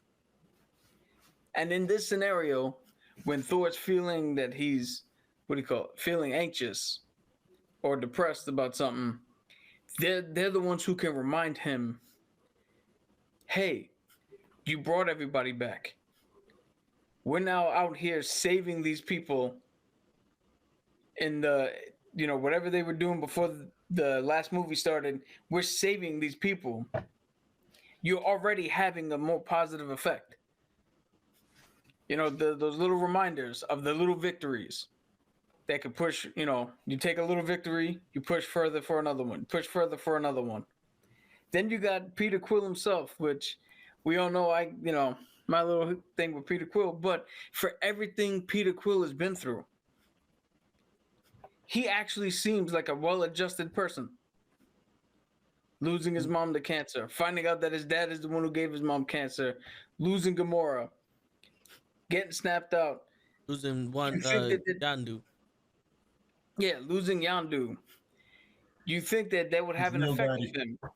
But you see when they leave it off in the movie, how level-headed he is, and how he says he gets by looking in the eyes of the people he loves and all that other shit. So Peter Quill can be the fucking the day-to-day talk person, the one where you just go up to him and like, hey, I'm feeling like this today, and you sit with him and you just have that conversation. You get everything off your chest. He listens. You work through some shit. That's what he could have done. Then you got Korg, who, for all of his fucking stupidity, Korg can be the fucking journal. One of the technique that they use for, people with depression or whatever is journaling. Korg can be that. Korg's the one you go to and be like, hey, Korg, today I did blah, blah, blah, blah, blah. And all the little minute things can go to Korg. You couple all that, and then we have Thor Ragnarok, Thor Love and Thunder would have been a completely different film. So what it looks like, when you get to that film, Korg could still be the narrator, right? Yep. But this time, I'm going to read what I wrote here. So Korg's still the narrator, but this time we see him actually working with the Guardians. Like, we see him save a couple of other different people, and that battle on the planet where he destroyed the fucking the chapel. Yeah. He doesn't destroy the fucking chapel. He actually fights alongside the Guardians, not just fight while they're fucking watching him. Because he's learning again to be a team, to be trusted, to better deal with his anxiety. Then when he leaves, it's a much more impact. It's not a fucking joke that they're trying to get rid of him. They actually, when he leaves, he's actually thanking them for getting him back to a baseline in which he can fucking function again, where he loses the dad bod and gets the god bod and all that shit. Then Korg becomes more of an emotional support character. He's the one who's there to remind him of all the fucking lessons and everything he learned. So Korg has more of a function.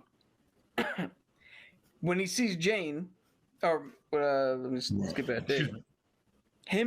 His battle with Gore could have been, and instead of what the fuck we got, it could have been two people with trauma, both having a psychological debate on how to deal with the gods abandoning their followers. So it's two sides of a thing. This guy, Gore, went through a very traumatic experience, not only believing in something, but finding out that what he believes in is real and what he believes in doesn't care. And he's the depiction of what happens if you don't get help and you let it fester and you let it linger and all the negativity that comes with that. And then Thor is the one who did get help and was allowed to deal with it and in a healthy manner learn to move on and to function properly. And you have a more. I mean, there's gonna be a fight because it's a fucking Marvel movie. And you gotta have a fight. You have to have it. You have to have it. Yeah, absolutely. Yeah, but when you get to that fight's gonna mean more because it's a I'm trying to help you. You won't let me. So you're punching at me. I gotta defend myself. I don't want to fucking hit you. You know, absolutely. Yes. Then when you get to Jane, her dealing with cancer is gonna lead her down some dark roads. And Absolutely. the comedy could have came from levity, where Thor could have seen this, could have recognized what's going on, and go, I know what's happening. I've been there.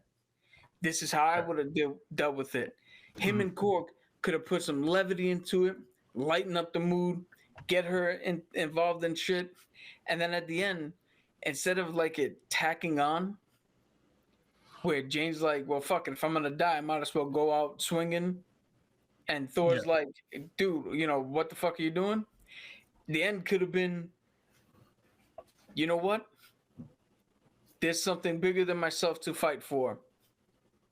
And I'm gonna give all of me to fight. And that could have again showed Gord that the whole fucking gods and belief system that he had was his belief wasn't that warranted, because here's a human going through fucking cancer, about to die, but is willing to go into battle for the God that she believes in. And that God is willing to reciprocate and put everything he has to keep her and all these kids safe. And there could have been a much better fucking discussion about it. And Thor could have ended the whole thing. You want to give him the kid, fucking give him the kid. But Thor could have ended it the way he was at the start of Infinity War. And if you think about it, the premise of this movie is kind of like his whole story from when he started to the end of Infinity War, because it was like he lost his mom, he's losing Jane. There's a threat to killing half the population. There's a threat to killing all the gods. You know, it's one of those, he failed at saving half the population, but now this is his get back moment. This is his moment where he can make that wrong or right, and not only one, accept the fact that Jane went out the way she wanted to, and you know, learn to live with that loss, and also to be like, yo, listen, I figured out a way to stop someone from wiping out a percentage of the population or the whole gods and all that other stuff. Yeah. You know, it's more than just kill people and that's it. Yeah. You know what I'm saying? It's more than just a fight, because it pretty much all Thor wanted was a fight. What's going on, Tanya? You know what I'm saying? Yeah, I mean, it still could have been done with comedy in it, because in heavy subjects like this, you need, again, levity, not comedy, levity. That's the difference. And again, I will tell you the difference. You go to a funeral and everybody's feeling down. You see the person in the casket up front, and somebody turns around and doesn't tell a knock-knock joke or slip on a fucking banana peel. They turn around and go, hey, you remember when this happened? and everybody fucking laughs because it's like, Yeah. yeah, I remember that shit. That shit was fucking hilarious. Sorry to hear that, Levity. Tanya. To bring up the movie. Yeah, man. Hope you know- everything you pull through and everything. Word. You know, and a little story, when our uncle passed, I, for some reason, buttoned the top button on my shirt, which I don't do because it squeezes my neck. And for some reason, I did it. And when we get to the funeral home, we're sitting there, and I feel the tension. And a part of me was like, yo, I got to get this button unbuttoned. So I turn around to my cousin, and I'm like, yo, I need you to do me a favor. I can't unbutton this shit. So she's trying to unbutton it. And while she's trying to unbutton it, she's doing all this shit to my neck. And my aunt goes, her name is Diana. My aunt goes, Diana, why are you choking? Why are you choking Vinny? And it was one of those perfect moments that it was like, even though we're in a messed up situation, a sad situation, everyone started laughing because of the way it looked. You know what I'm saying? It wasn't meant to be funny, but it was just one of those things. Remember what do you call our great uncle Lou passed, and we went over to his funeral and all that. And one of our cousins, as we're leaving, we're like, all right, saying goodbye. She looks at me, and she's got the tears and all that, and she's like, wow, you look just like your mother. And I turn, at the time I had my beard, and I turned around and was like, yeah, I have her beard. And it sets her into a fucking a fit of laughter, which fucking raised the mood up. Yeah. Yeah, absolutely. No, yes, yeah, yeah, that makes sense. You know what I'm saying? Yeah, totally. Yeah. So I have three, right? I don't know if Cap has another one. I probably could talk about another one, but I went with just one. Okay, so I could pull some up. No, yes, I'm saying I was figuring out go one, do one, then I go because I got the last one is pretty short because it's been insane, but it makes perfect sense. And the one I really want to focus on, not surprised there by any means. You know what I'm saying? But by any means, but the one I really wanted to kind of touch is the question. Okay. So a lot of people, the history of the question is not really known in the world, the origins of the question. So the original origin of the question back in the 60s is the question was brought up in an orphanage, right? He was a really violent kid from the get. You know what I'm saying? And he had trouble dealing with it. And a lot of times the nuns would discipline him. Another one would whoop his ass. You know what I mean? So eventually he ran away. You know what I'm saying? He finally got back in the school system, went to college, met a gentleman. Right off, I lose his name, but his version of Alfred. You know what I'm saying? And he started to learn certain philosophies, right? Then one day, when he got bold enough to go out and do something, he met Lady Shiva.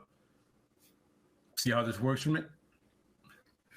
And Lady Shiva completely destroyed her, and fucked him up. It was completely unfair at that point.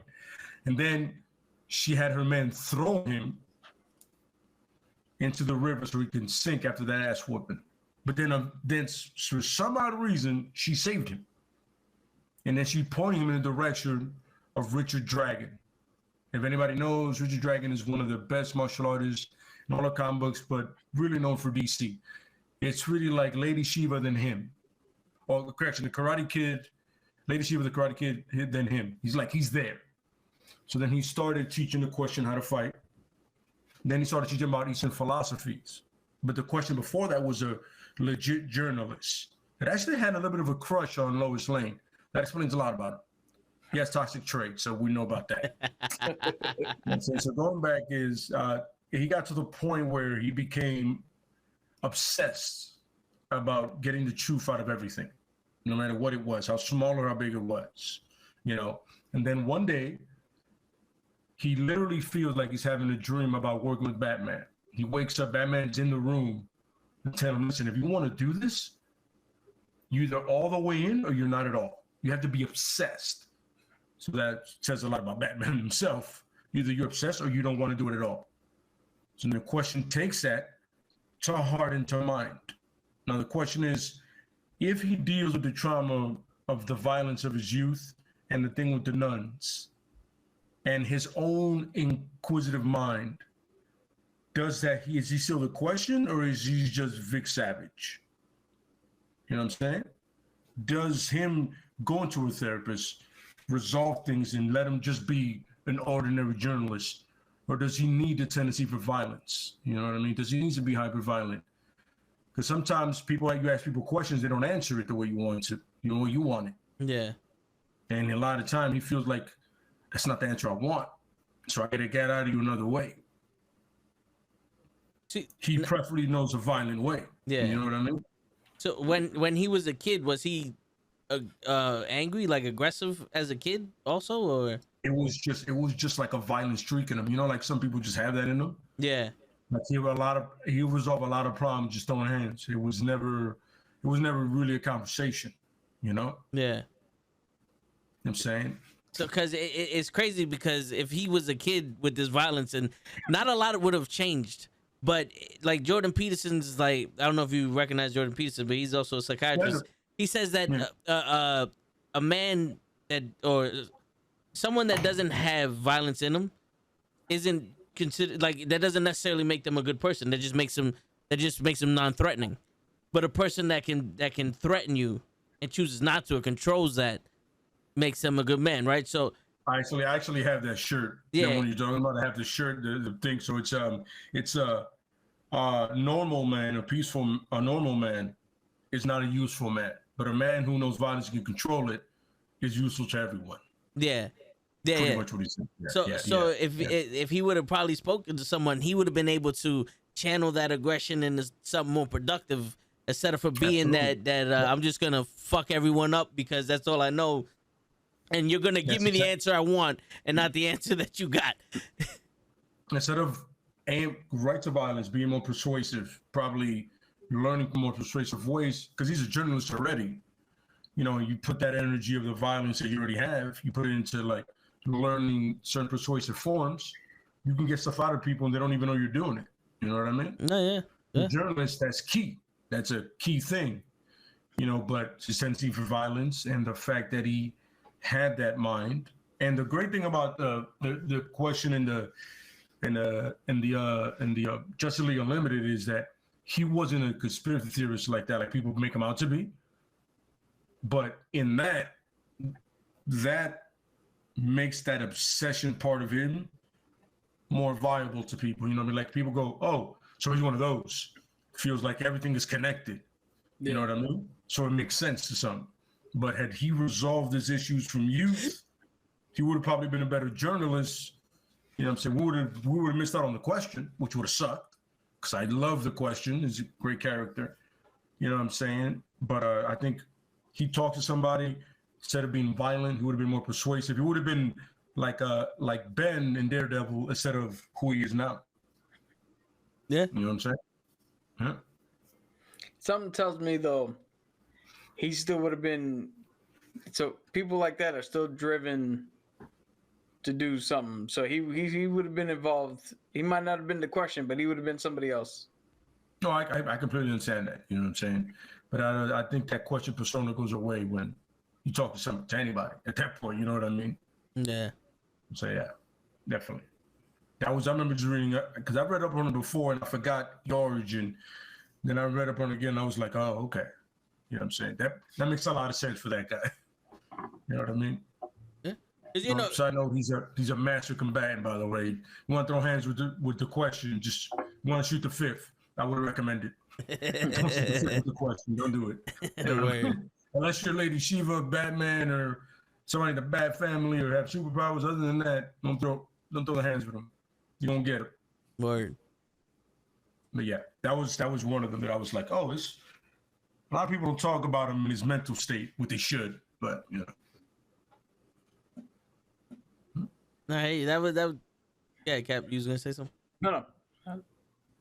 No, yeah. I mean, there's also a possibility that he speaks to someone and that just pisses him off even more. He's not Rorschach now. No, but you know, like when you said that he would attack people because they didn't give him the answer he wanted. Yeah. Maybe it could be one of those things like, nah, you're not telling me the shit I want to hear, and it's just pissing him off. Like a psychiatrist, like, it's not normal to be this angry. No.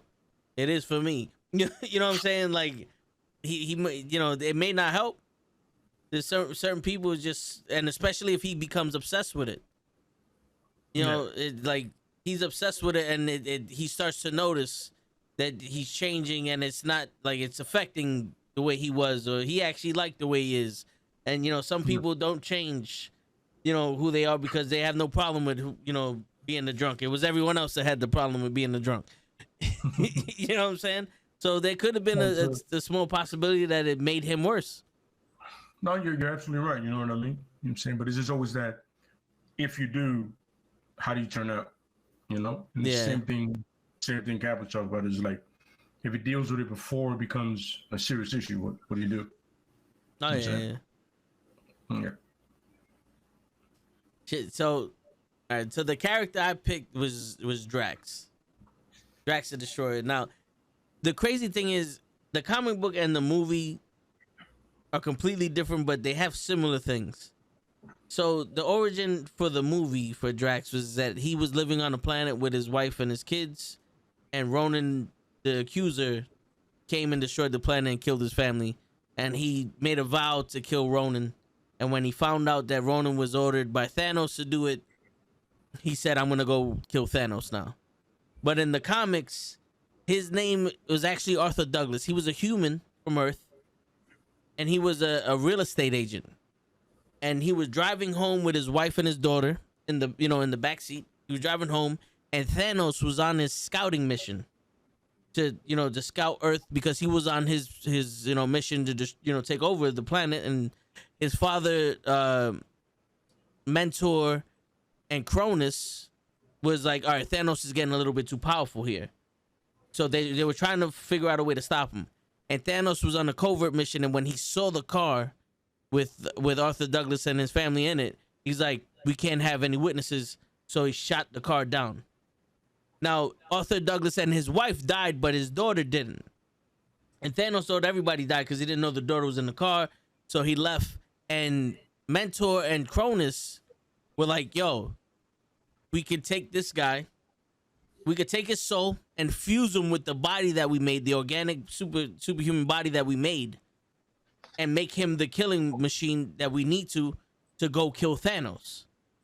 So when they merged the body and the soul together, they came out with Drax the Destroyer. Now, Drax the Destroyer's motivation was to kill Thanos just because they erased his memory. They erased Arthur's memory of his family and everything. It was just be a mindless machine to go kill Thanos. He went to go fight Thanos. He lost. When he went to go fight Thanos again, Thanos was fucking with him and said, you know something? I'm going to break your spirit and bring your memories back.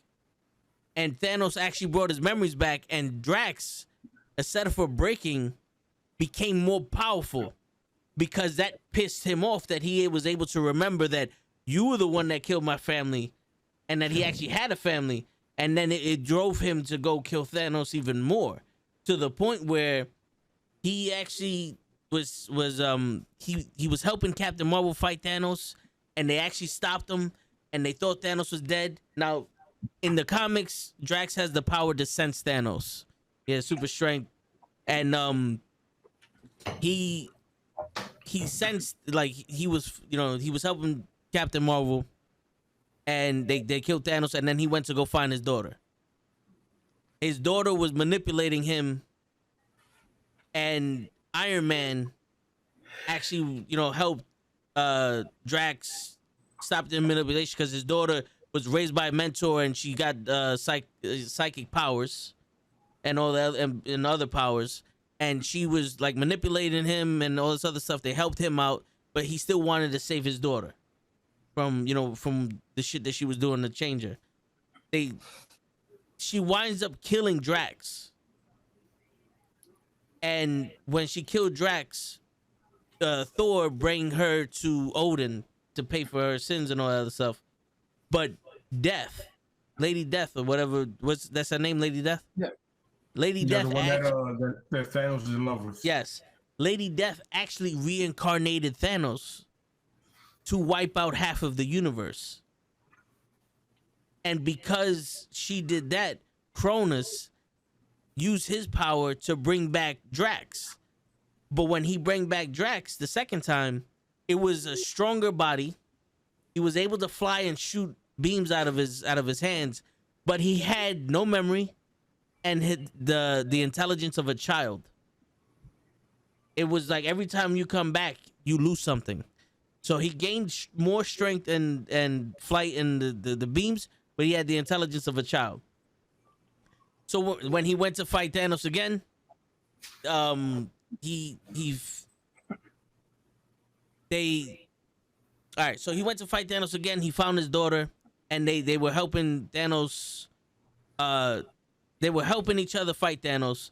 Something happened, and the daughter was trying to get Cronus to give him back his memories.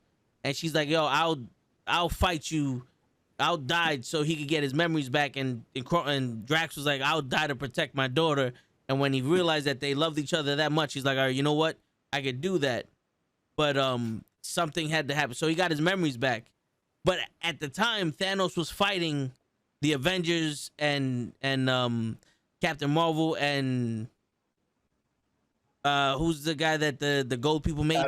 Adam Warlock. So Captain Marvel actually turned Thanos into granite, and nice. and when Drax got there, he was so pissed off that he couldn't kill Thanos himself. He started fighting Adam Warlock. And that sounds superhero-ish. Yeah. So he was still on that. He wanted to kill Thanos himself. And then something happened. Adam Warlock, they put him in another world. Some shit happened. He died. Yeah, he died again. Yeah, where they thought he was the Hulk. And something happened. He died again. And Cronus needed to bring him back. And that's why he looks the way he looks now with the tattoos. He's a little smaller, but he actually has all of his memories. And he had to help, Thanos, so he was able to put that aside of him and all that other shit. So that's pretty much the story of him. He died, he came back. That's why he changed his powers. He changed his look. It's because every time he came back from life, he had to lose something or something had to change. This motherfucker's like Kenny from South Park. Pretty much. Yeah, pretty much. But the only the only similarity from the movie to the comic books is that his family dies. And he wants revenge for it. And in the movie, he lives in a lot of pain, but he hides it with false bravado and humor, which we take as humor, but he takes as being serious. He's literal. And that's very dry humor. Yes, yeah. So, and that's one of the techniques that the psychiatrist was talking about that people use as like a defense mechanism. So it would be one of those things like no matter how much you ask him or how much you talk to him, he's not gonna give you the answer you're looking for. You're not gonna have that breakthrough unless you figure out a way to mental chess him and shit like that. Mm-hmm. And just fucking in the comic books, there was actually a resolution where Gamora was trying to find the piece of herself that she lost when she was put into the Soul Stone, and she molded two realities together. And because everyone else was fused with two souls, since Drax was already the destroyer and author, he was separated. Because it was like, it was the reverse set because he was already two souls put together. And when him and Drax repaired everything, they was like, "Yo, do you want to go back to this, this planet and be Drax again and all this other stuff?" He goes, "Nah, I'm gonna sit in this universe that was made up so I can have a second chance with his wife and all that other stuff." So now Drax the Destroyer is Drax and not Arthur Douglas. So it's like, at this point, he would have to talk to someone after all the trauma. Yo, this dude's been he's been pulled apart more than fucking taffy. Yeah. But if anybody knows how you make taffy, that's what you do. You get the sugar and you pull it. Yeah. So So the thing is, like in the movies, if he would have talked to somebody, he would maybe have been able to forgive Thanos. But in the comics, because they gave him the chance to basically erase what Thanos did, I don't think him talking to somebody would have helped him out. No. I think, in the contrary, that's instead of looking at it like, oh, talking to somebody wouldn't have helped him out, them giving him that option was the help. That's what I'm saying. Like, if there was no option for that and he had to speak to a therapist, I don't think he would have got help at all. Like, he would have been on kill Thanos every time I see him. Like, there would have been no other option. On site. Yeah. But because it was one of those, like, yo, I can literally erase what happened and restart over, which is basically everyone's fucking wish when they lose somebody or something. You know, they want that reset button. Mm-hmm. And like he had nightmares of Thanos coming back and killing his family and all that, but he worked through it with his wife. But I don't, like, in the movies, I think he's more redeemable than the comic books. Especially when you got two gods or two celestials fucking with him. Well, right there, you just said that his wife got him through the nightmare part. Yeah. So at least in some aspects, talking to somebody did help. Yeah. Might not have been a professional, but you know, a professional is probably the top tier where you want to get to. But not every person and not every situation has to get to that level. You just got to find, you know, the best thing that works for you. Yeah. Yeah. Absolutely. Yeah. It could definitely work. And Yeah. I was looking up other people right now because, I mean, I just did Thor again for the fucking 100th time. We talked about it. I don't want to talk about Wanda again. I mean, we just beat that dead horse. So I was looking up, and Rhino was kind of interesting. But Rhino only has... So, according to what I read, Rhino has manic depression and... I don't want to get fucked up on YouTube here. Self-deletion thoughts. Okay. But it's only... It's weird. It only happened in one or two issues where that came up. Mm-hmm. And somebody said it that's not a psychiatrist. It's just Rick Jones, just the sidekick for the Hulk. Yeah. So I was just looking at that going, well, how viable is that for this conversation if it's not really canon to any of the comics and all that? But Spider-Man has been known to help, kind of like the Flash, help out some of his villains. You have Shield has been known to employ some of the villains. And somebody who doesn't get talked about a lot, Doc Samson. Yeah. I always wanted to see him in a Hulk movie portrayed properly. Yeah. You know So what I'm saying? for anybody who doesn't know who Doc Samson is Marvel's version of Samson from the Bible. And I feel like I gotta explain 50 things to get to one thing, but Hey. in the Bible, Samson was given the strength of like 100 men and shit like that, and it all depend on how long his hair was. The length of his hair, the stronger he got. And he had a wife, Delilah. When Delilah found out that God gave him this gift, she betrayed him, and they chopped off his hair. So he lost all of his strength. And like fucking idiots, instead of killing him or something, they literally tied him to two pillars and left him there. And his hair grew back, and his fucking strength grew back, and he pulled the pillars down and beat the fuck out of everybody who was there.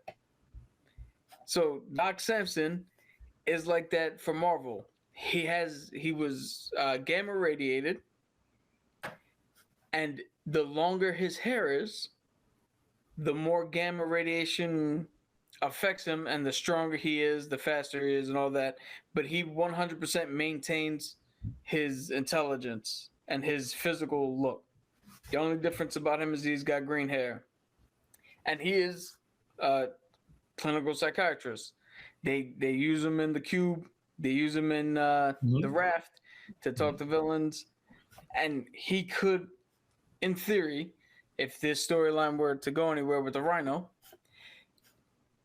he could talk through the Rhino's issues of why he's feeling this way, why he doesn't feel that there's a place for him in this world, and maybe with the help of S.H.I.E.L.D., get him to turn around, and instead of being some low-level thug like he normally is, get him to actually be a member of a team.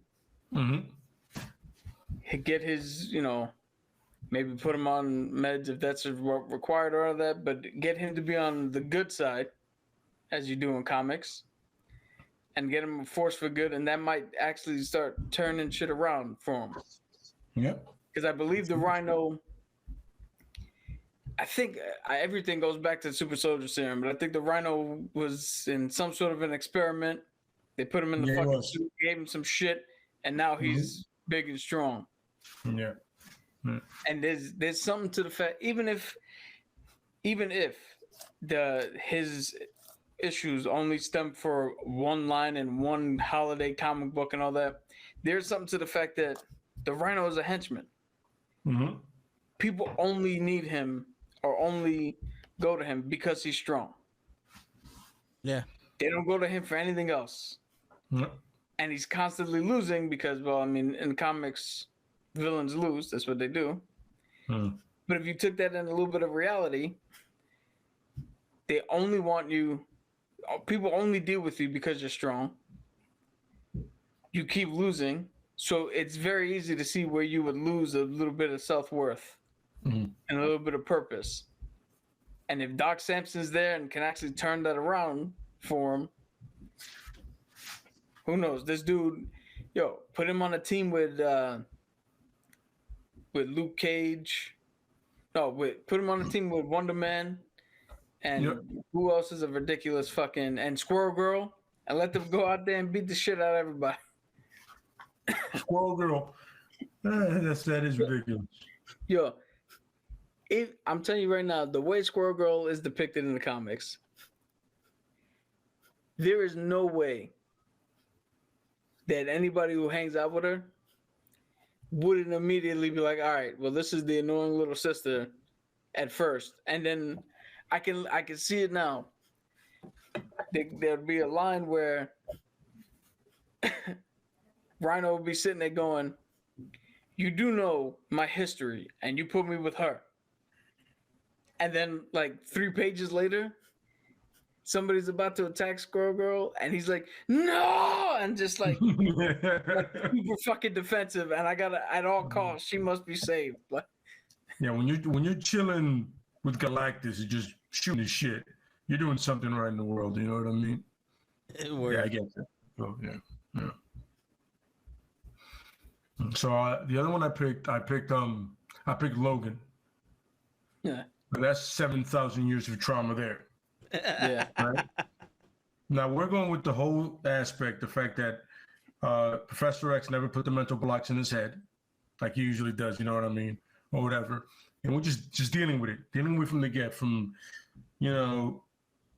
birth in the 1800s all the way up to where he's at now. And it's of lost love, betrayal, lost love, betrayal, him losing his shit and actually destroying the whole villages.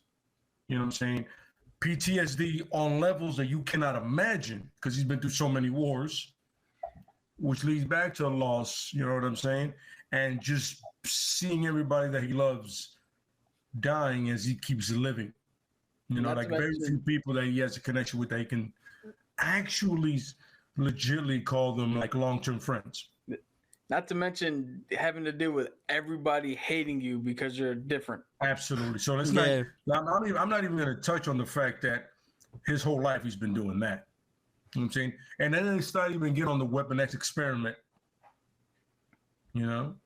So let's just concentrate on the love and loss that he's had through all these years. Japan, the wars, Sabretooth, the betrayal, you know, everything of that nature. Now, how often through these centuries is this guy talking to somebody new? Where something new pops up, he goes, well, you know, before you, about 70 years ago, I spoke to somebody else. He goes, I'm sorry, you say 70 years ago? Yeah, that psychiatrist is dead and buried. But let's talk about this issue right now. So how does somebody like that, that's literally been alive longer than your damn near your whole bloodline, no pun intended, how do you help somebody like that? You know what I mean? Yeah. How do you deal with that? That's not even trauma at that point. That's just fucking. I don't know how to. I don't even know how to name that. You know what I mean? We can already see evidence that he hasn't dealt with it. Because what's the one thing Wolverine's known for? Berserker rage. Berserker rage. Yeah. Yeah. And my question is, how do you, through every lifetime he's lived, how do you contain that so it won't affect the next lifetime? You know what I mean? What technique is used there? And does he keep the technique and then pass it on to the next psychologist? And let's remember, in psychology and everything like that, you always have these breakthroughs, you know what I mean, where techniques change and they're better or whatever, you know what I mean? There's medication or whatever, you know. I'm pretty sure medication can affect a guy that can heal. Yeah. Every couple of seconds, you know what I mean? So that technique worked. Now this one, a technique evolved in another technique, but does it keep him on the right straight and narrow, or does it leave him completely lost? You know what I mean? Like, how do you deal with somebody that has that longevity of traumatic history? You know? Shit. It's a tough one to really like touch on, you know what I mean? Yeah. The only way you would really have to is, it's something that you do see with Wolverine, is once he learned his strength of character, is that something he can lean on. True. In certain moments. Because in certain moments, the Berserker Rage is useful for other things. But in the quiet moments, he's got a wealth of, as much of trauma as he's been through, he's also has that same amount of learning to live and deal with it and move on that he can also lean on if he has to. See, I think you didn't finish, Cap? No, that was... See, I think when it comes to the constant loss and the constant growth and all that, like when it comes to the cartoon, every time he dealt with something, he went to Japan. He went to an isolated area to go help the town rebuild, and was almost like, instead of for me being a weapon, I'm gonna be a help. And trouble always found him, and he was the help by being the weapon. And it's almost like, you know, living in a place like that, I think the only thing you can do is learn gratitude and appreciation, because at this point he knows that a part of life is death, right? And it's part of his life isn't death yet, but a lot of his life has been experiencing death from other people. Absolutely, yes. He would have to learn the coping mechanisms of people are going to be in his life for a certain part, and he's going to be in certain areas for a certain part, and he has to take gratitude of, this is what Yuriko did for me, this is what Jean Grey did for me, this is what I did for these people, and, you know, like, remembering the man he was, helping people, like, not separating the help from the weapon, or the man from the weapon, and just but bringing them together. I'm the weapon that they use to help. I'm the weapon for good. You know what I'm saying? As opposed to I'm a monster that I need to hide because everyone around me dies and I'm always bringing trouble. You know what I'm saying? it's like one of those things because that's a tricky one because there's no end game there. Like literally. Yeah. He's living multiple lives. Yeah, it's a consistency. Yeah, the healing power is what makes it the consistency. Like he'll heal physically, but he never does mentally. You know what I mean? And it's just this happened. All right, I was over that 70 years ago. I was over that 100 years ago. But then this shit happened. Yeah. And I'm literally gonna live with that shit forever. You know what I mean? Yeah. Until somebody puts me in the ground or something like that. You know. Not to mention something that we also didn't bring up is, well, you kind of brought up how Professor X put those mental blocks in, but every once in a while they wipe his memory, then all that shit comes back. Because if we know in the House of M, the only reason he was able, or he was a big part of it, is because while everybody else forgot what the fuck was going on, he didn't. Yeah, he remembered everything because he was already on the other spectrum, on the other side of it. And wasn't also Spider-Man because of his spider sense? Yeah, he went to Spider-Man. He goes, "Yo, you feel like something's wrong?" And he goes, "Yo, I've been all puns intended. You've been tingling all day." Oh, yeah. That's not for head and shoulders either. He was just like, "Wait, yeah, you're right. What the fuck is wrong?" Yeah. And then they went to Luke Cage. Luke Cage also. Yeah, Luke Cage. Yeah, I forgot what it was about Luke Cage. He got it too. Yeah. Yeah, Luke Cage, like this is funny. You can do an episode on superheroes and hidden powers that they never use. You know what I mean? That they never ever use. Like the Hulk can see Ghost, which is crazy. You know. Pro wrestling. What do you think, bro? All right, he goes. Wakanda has vibranium. Do you think Logan might have adamantium, and that's where the weapon next program gets it from? Well, his clause is adamantium. Yeah, so he's saying that Wakanda has vibranium. Yeah. And where Atlantis is what the fuck it's supposed to be called, that they have adamantium. Okay. So that's potentially what that ship is looking for. Adamantium? Yeah. Okay. And he thinks that Wolverine might be schizo? I don't think he is, because I don't think Wolverine has. I don't think he shows that. I think he definitely some sort of PTSD, definitely anger issues. Yeah, absolutely. Yeah. If we were gonna diagnose him, which again we're not professionals, so don't take us too seriously. But also, do you think he has also survivor's guilt?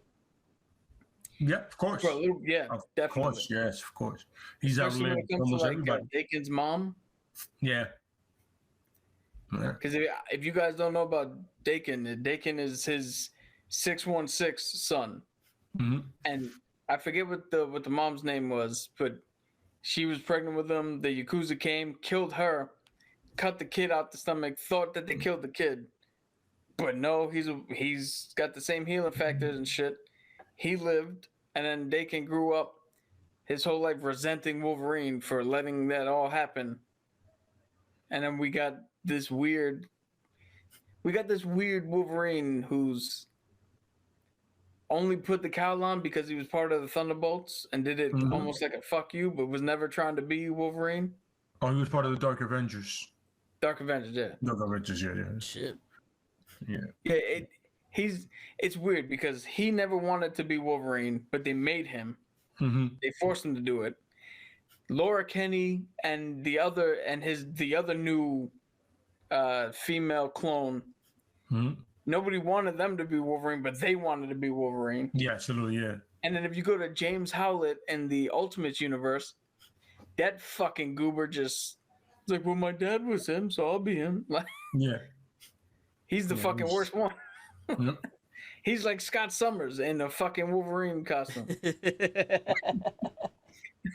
Yeah, so Anthony wants to know, isn't Laura technically his daughter because they used his blood to do the experiments on her when she was...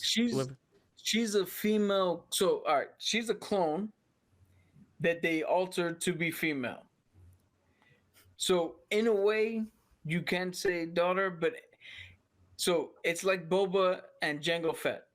In a sense, Boba is Jango's son. but on a technical level, they're the same person. Yeah. So technically, Laura and Logan are the same. They just altered one thing to produce a female. Absolutely. It's almost like when a male and a female are twins. Yeah, Pretty much. Yeah. yeah, you can That do one that. gene that gets, like that one thing that gets switched. Yeah. The chromosome. Yeah. So, question Yeah. about Dakin. Didn't he also have a run that they found a sword that can kill immortals, and he infused it with his claws? So they found a sword that can kill Wolverine because it'll cut through the adamantium. And there was a whole big thing with that shit, but that eventually led to nothing. Yeah.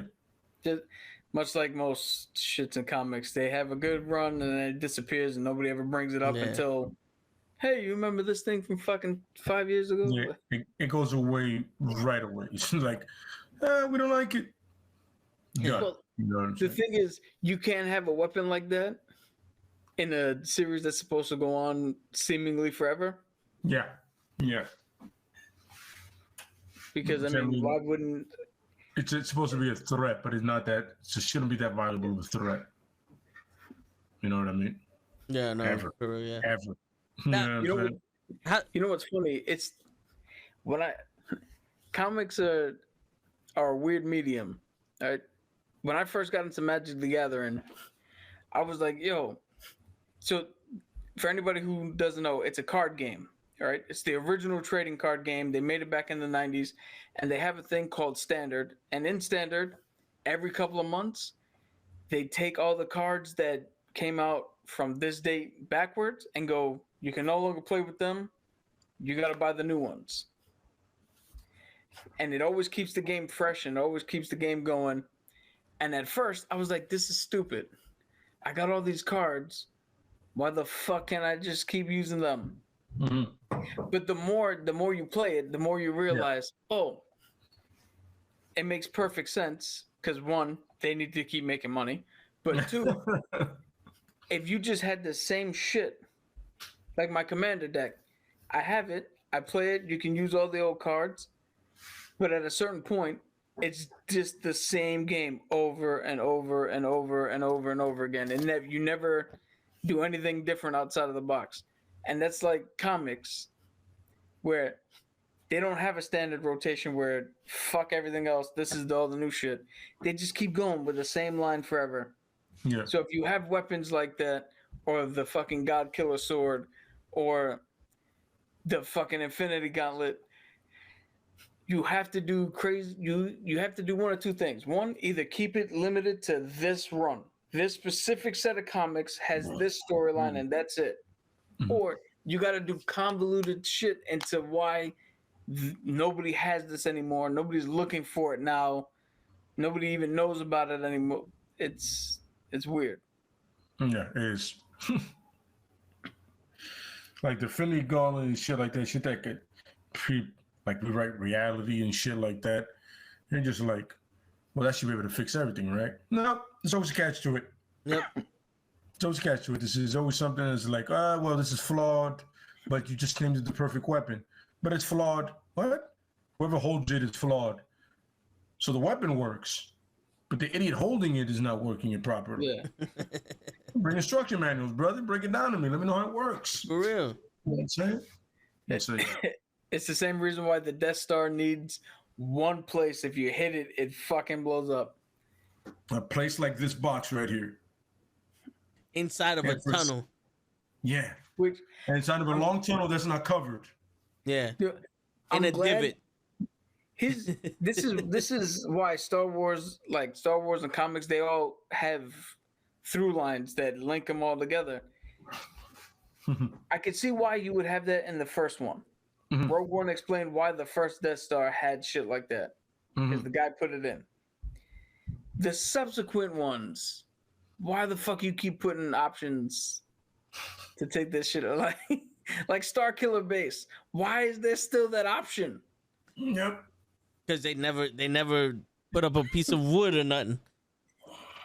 And it's crazy because it's like they made it seem like it's a hole. Like my man had to go through about 4 miles of a divot and then shoot the shit perfectly. Like he had to Top Gun it. You know, go up the mountain, come down at the right moment, shoot a rocket, and then it gets sucked into a wormhole, and then it goes into the fucking mainframe. It's like, what? And they were like, well, that's a 1 in a million shot. They ain't gonna do that shit again. Whoop, whoop. Nah, we got practice now, motherfucker. We got better. Shit. Steph Curry's out here shooting these shits. Yo, according to Dream, almost two people almost died tonight in AEW. Fans or wrestlers? I was going back and forth between NXT and AEW. I didn't see any of it. I didn't see it tonight.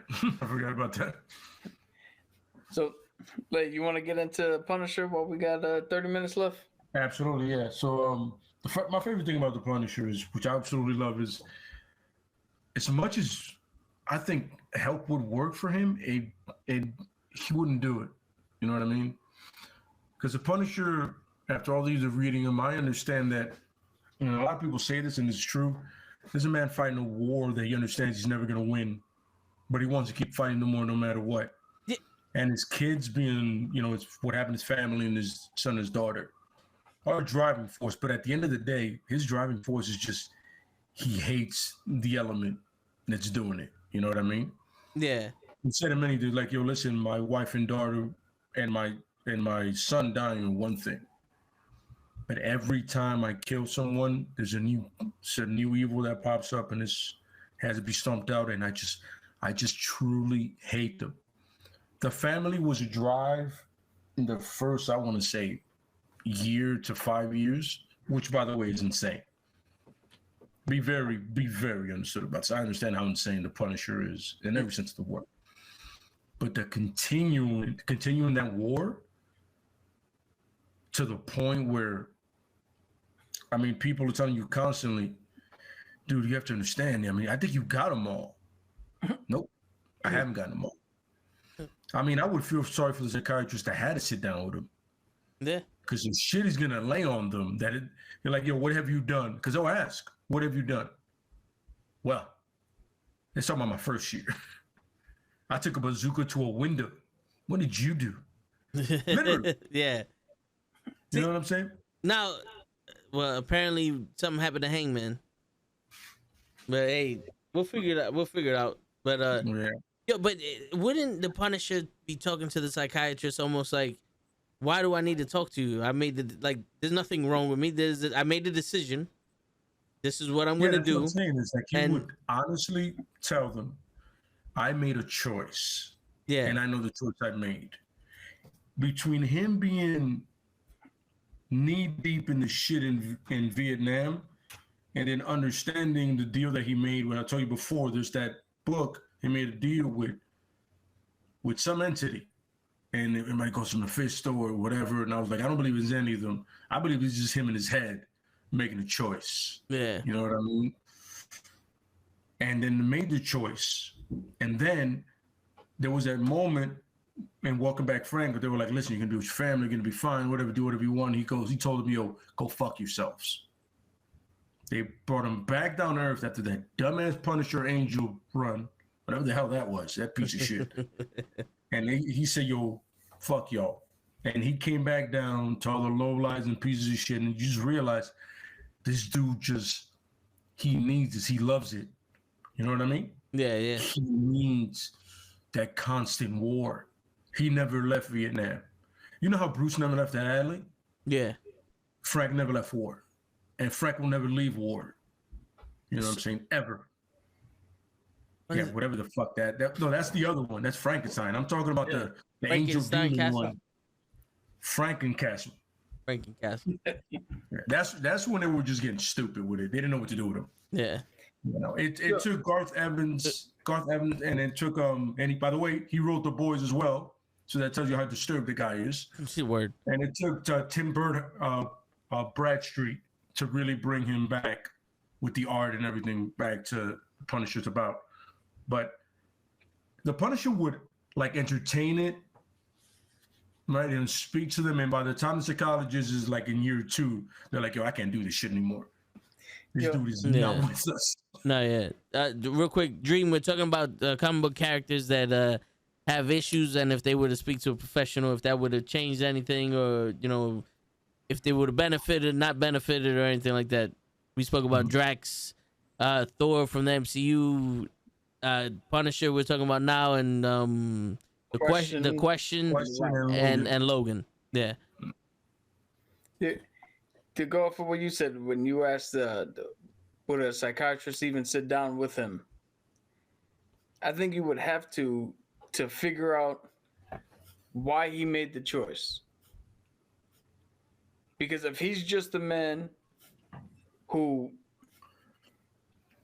can't stand these evils being done to other people and is trying to snuff him out, that's different than somebody who has survivor's guilt and is just going until somebody can take him out. But Absolutely. So there's a part of this the story that we're missing here is, didn't he try to have the law, do its job, and they got off scot-free, and that's when he was like, yo, the law is no longer right. I got fucked over by, I'm gonna take the law in my own hands. Like him being a soldier, right? And him understanding how things work. He was like, all right, listen, I'm gonna let the law do its thing. And then he realized how corrupt everything was. He goes, then I got to deal with these people myself. I have the skills. I definitely have the armory. You know what I'm saying? Yeah. And see, now the psychiatrist would definitely be needed because in the same token, Heroes for Hire, they do the same thing. Daredevil does the same thing. Batman does the same thing. Rage, Night Thrasher, they all pick up where the law fails. But now Castle takes it not even an extra step. That motherfucker takes it a fucking mile. Absolutely. An extra mile. Well, absolutely. Because it's like, like he's Judge Dredd. Like, you're gonna get off anyway. I gotta kill you. Yeah, but the problem is where Judge Dredd is from. He's sanctioned to do it by the law, the country, the mega city. Punisher's not. And it's funny. There's a great thing in the Welcome Back, the Punisher Max series, which is I love to refer to because it's great, where he has a cop that feeds him information called Soap, right?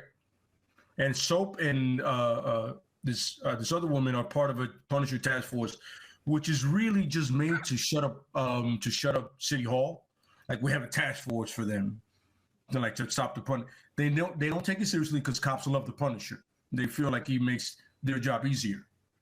So at one point he goes, listen, Frank, I feel like you did everything you need to do. You got the people. He goes, I want you to understand something. So don't ever think you know me.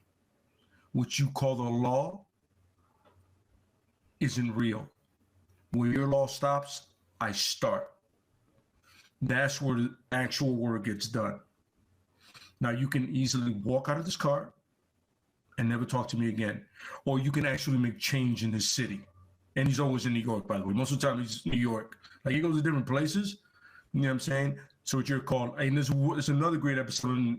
There's another great thing in that when he goes, Giuliani thinks he cleaned up the city. He didn't. He just pushed everybody out of Manhattan. They're in the Bronx, they're in Brooklyn, they're in Queens now. He didn't do anything. Whatever that politician think he did, he failed. I know where the trash is. You know what I'm saying? So the social commentary, but it's also him just, you gotta understand. There was one point where Daredevil speaks to him on the rooftop. He's like, yo, what you're doing isn't right. He goes, all right, but if you want to stop me, put one in my head. Back of my head, like that chain you've seen in the show. Yeah, when they tied him up. And the Daredevil clicks it and shoots, and he is empty. He goes, and the Punisher's like, yo, that's the spirit. And still kills the guy. You know what I'm saying? He goes, that's the spirit. That's what I need from you. Because if you want to stop me, you're going to have to kill me. And you know that. He told Spider-Man, Wolverine that. But him and Wolverine have this, like, mutual respect kind of thing going on. And Spider-Man, he just loves using Spider-Man for his skills. You know what I'm saying? At one point, the Russian... got upgraded, and he used Spider-Man as a shield because he could take the punches, then he could kill him. He was like, "Yo, we teamed up. You did great, kid." Good job. But he knows how tough he is tactically. But also, when you come to Civil War, he killed anybody that fucked with Spider-Man because he knows that he's a kid, and he knows what he's trying to do is right.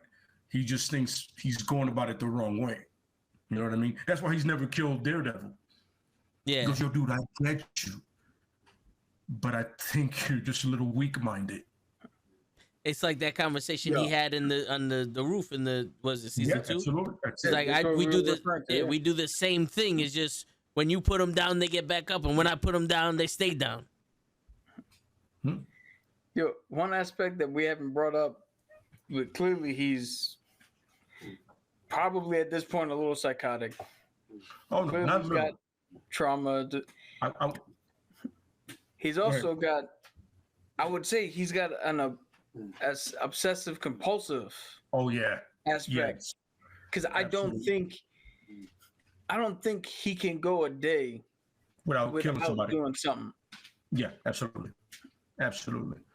Like as much as he tactically plans and does everything he does, there has to be some kind of justice dealt that day. I'm talking about he's planning for 12 hours. When it hits 1, he's going out there and he's taking out a mugger. He's taking out a drug dealer, you know what I mean?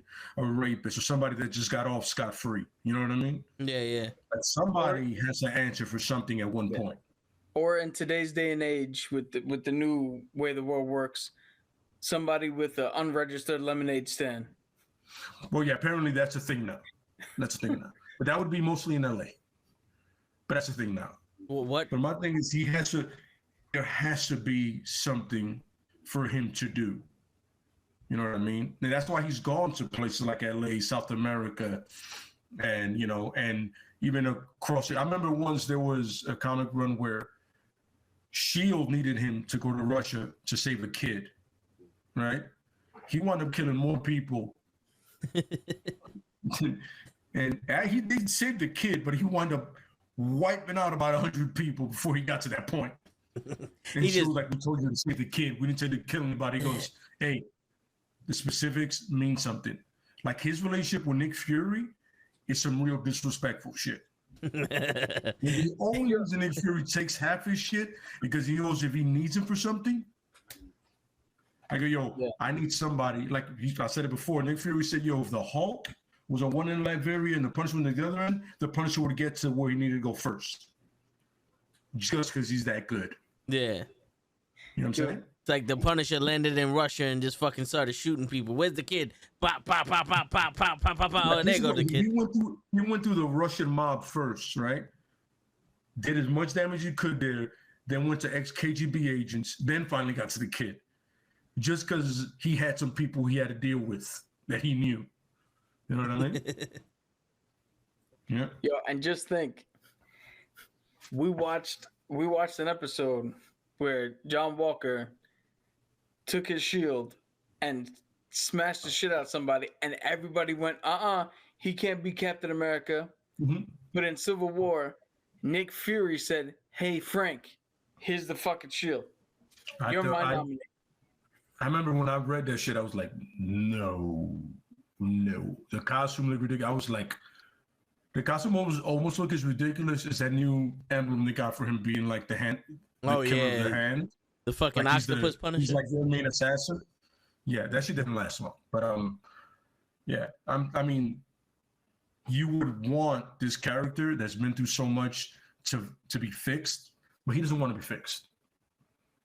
You know what I'm saying? And he understands it. He gets it. The Punisher is on the level of, see that whatever that shit is, that doesn't even fit. Yeah. It doesn't even fit. You know what I'm saying? And the funny thing is he loves Cap, but Cap doesn't like him. He respects Cap. You know what I'm saying? But he's like, you know why that is? You guys, like, I know you've seen this, and Toe, I know you've seen this movie. You know that movie Commando? yeah. So you know how at the end of Commando, Arnold goes to the island place and kills everybody? Frank Castle would go there and not only kill all the soldiers, but anybody who knew and didn't stop him, anybody who was fucking funneling money. Like if you fucking blinked and your blink missed a fucking crime that you didn't stop and you don't give a shit about it, he's taking you too. Let a cruise pass by the island. I'm getting your ass. You're guilty by association. Word. Right away. Yeah. That's Frank. And You're guilty by association. but- Why didn't you stop it? You can do it. No, you know what's funny though? There's a lot of instances that I fucking agree with the Punisher. You know, like there's some people do not pass go. They don't collect $200. They don't go to court. They don't, just like in all honesty, Jeffrey Dahmer. There's no reason for him to be in jail. He should have been dead. You cannot rehabilitate this man. You know, there's certain fucking people need to just bloop, get him out of here.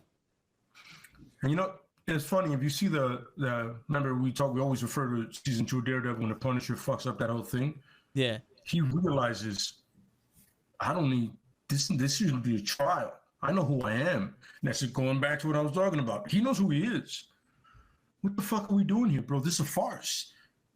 Yo, what? By the way, great shit by Foggy and Matt to do what they did. They killed it, and then he literally unraveled that shit in 10 seconds of him opening his mouth. Yeah. But him being honest with himself, once again, going back to being honest with who you are, he knows he goes like, yeah, I can't wait to do that shit again. I want to kill the next person. Yo, it's just, that's who the dude is. Sometimes you can't fight who you are. Yeah. That's what I'm telling you. You get this dude in front of a psychiatrist, that psychiatrist is going to quit and crack. He'll be like, yo, you have to understand, whatever your technique you're going to try, I get it, bro. But I'm somewhere else right now. And I'm somewhere else in my mind, brother. You can't do this with me, bro. You can't fix me. I don't want to be fixed. I'm fixed in my mind. I'm already fixed. Yeah. And that's a problem with him. He's so fixed in his own mind that you're never going to see anything else. He's not going to see anything else. Is there another way to get through to him? Like if he found a love interest, like how he did in Punisher season 1. Look, like he's had certain people that have come into his life like almost a Punisher sidekick, and this shit never works, bro. It's just not him, bro. He is a constant. Yeah. And that's his thing, and that's one of the things. One of the things I love about him and strangely respect, but is also one of the worst aspects of him. He is consistent. Like you see, there's people that have moral moments that they're not consistent. The Punisher is online. Also, one of my favorite things that he hates Tony Stark. I love that part about him. He's always hated him. He goes like that. You really talk to that pretty boy? I don't like him. I'd kill him, but he does good work. You know? Yeah. But it's, you know, like no matter what, you can depend on two things in Marvel. Nobody ever died. Nobody ever stays dead. And the Marvel kills and Punisher kills all the time. Yeah. Every single time. You know what I'm saying? And I love the fact that he's sometimes in his own world, you know what I mean, where he's just dealing with trash. You know what I mean? I would love for him to kill like Green Goblin, but they'll never do that. But you know, It'll be a real short story. He finds him, bullet to the head. We're done.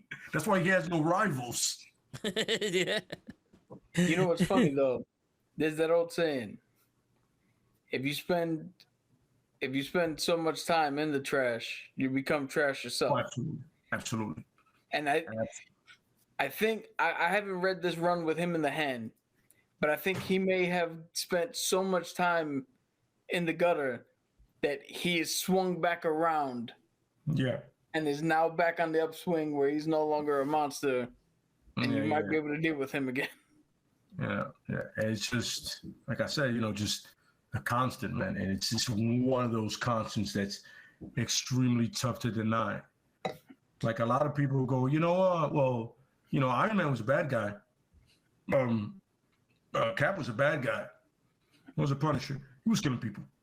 So does he know, right? He was Like literally killing people. does he know like right from wrong? Like, would he be able to be like, you made a like mistake, and like if a kid stole a candy bar from a store, he's not gonna shoot that kid in the face. Okay, so I'm gonna clarify this. Women or children are usually off limits for him. Okay. Except there was one storyline where the head of a slave trading and sex trading thing was a woman. So he went up to her office, which had a bulletproof window, and he smashed her head through it till she went flying out of it. Yeah, that's literally the ending of Dredd. It's funny, but now you know where they got it from. He literally kept bashing her face in because first of all, he found everybody there. There was one dude who was the connection here in New York, and he had somebody film him as he burned him alive to make a point.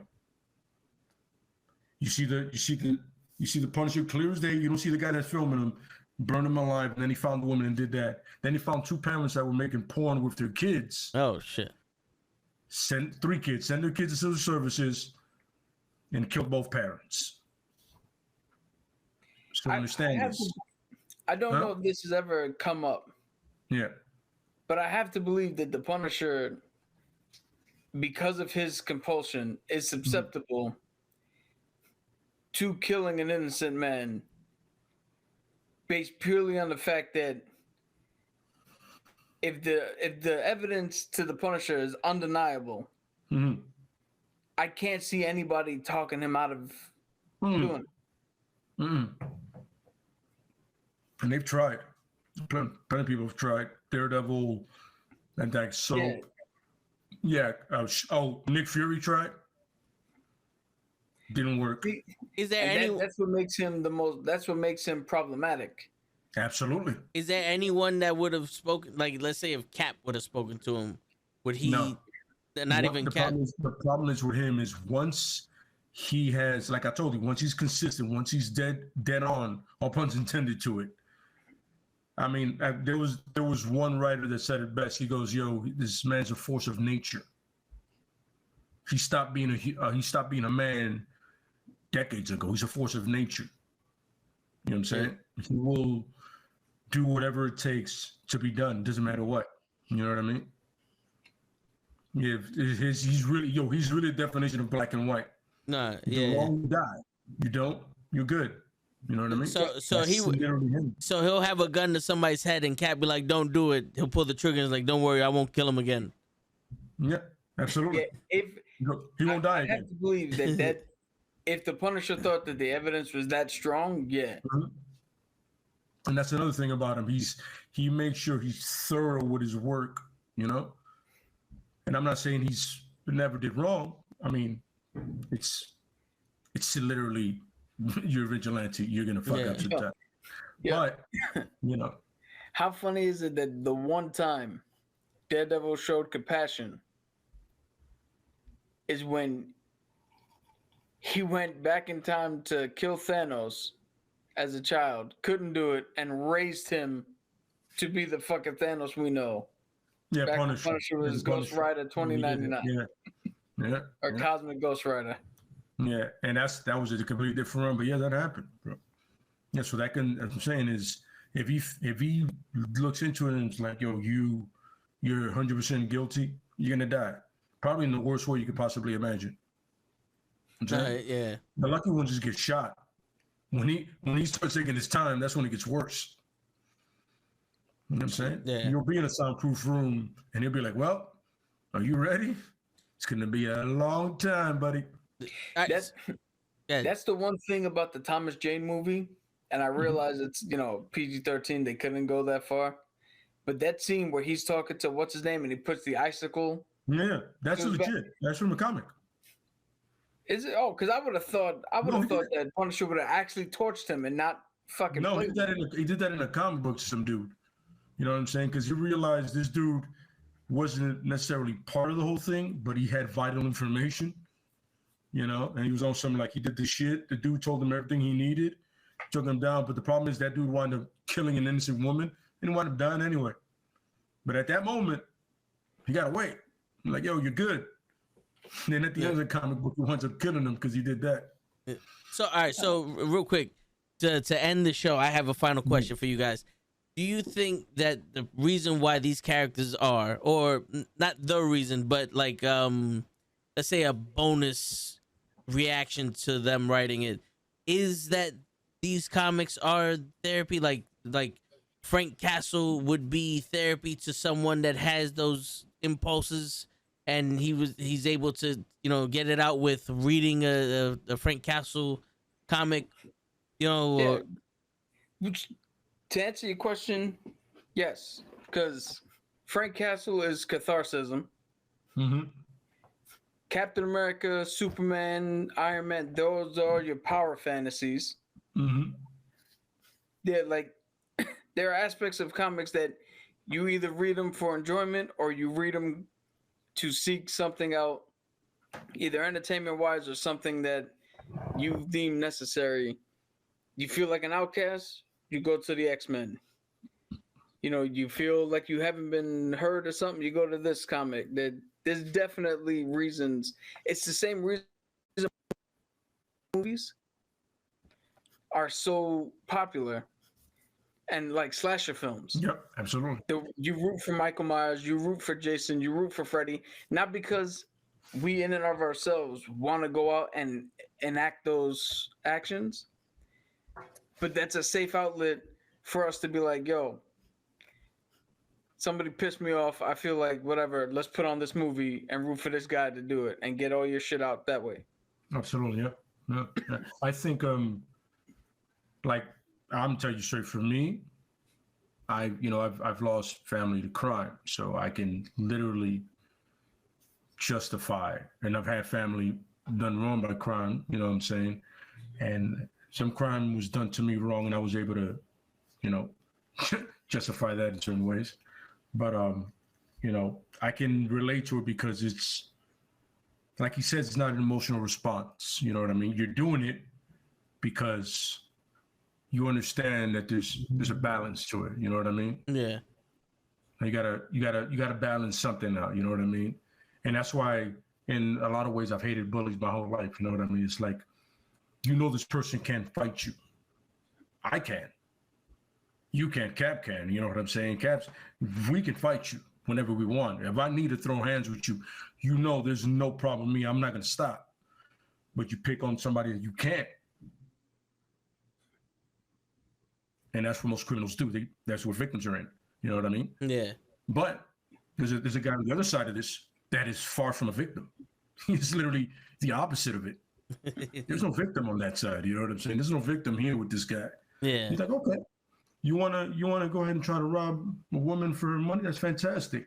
I'll put you in your brain, son. You gotta understand, it's kind of like that Batman, that Justice League thing. When you do A, you get K. Simple as that. You know what I mean? Yeah. And it's one of those things where some people can see it that way and not do it themselves, in a sense. You know what I mean? Kind of like, yo, all right, I can read somebody's doing something like that, or in a sense, they're just like, yo, I don't know. I can relate to the dude. You know what I mean? I get it. He's doesn't have superpowers. He's just very well trained, and he gets shit done. You know what I mean? Yeah. Here's a scary fucking thought. As we were talking about, all mental issues and trying to get help for all these comic book characters.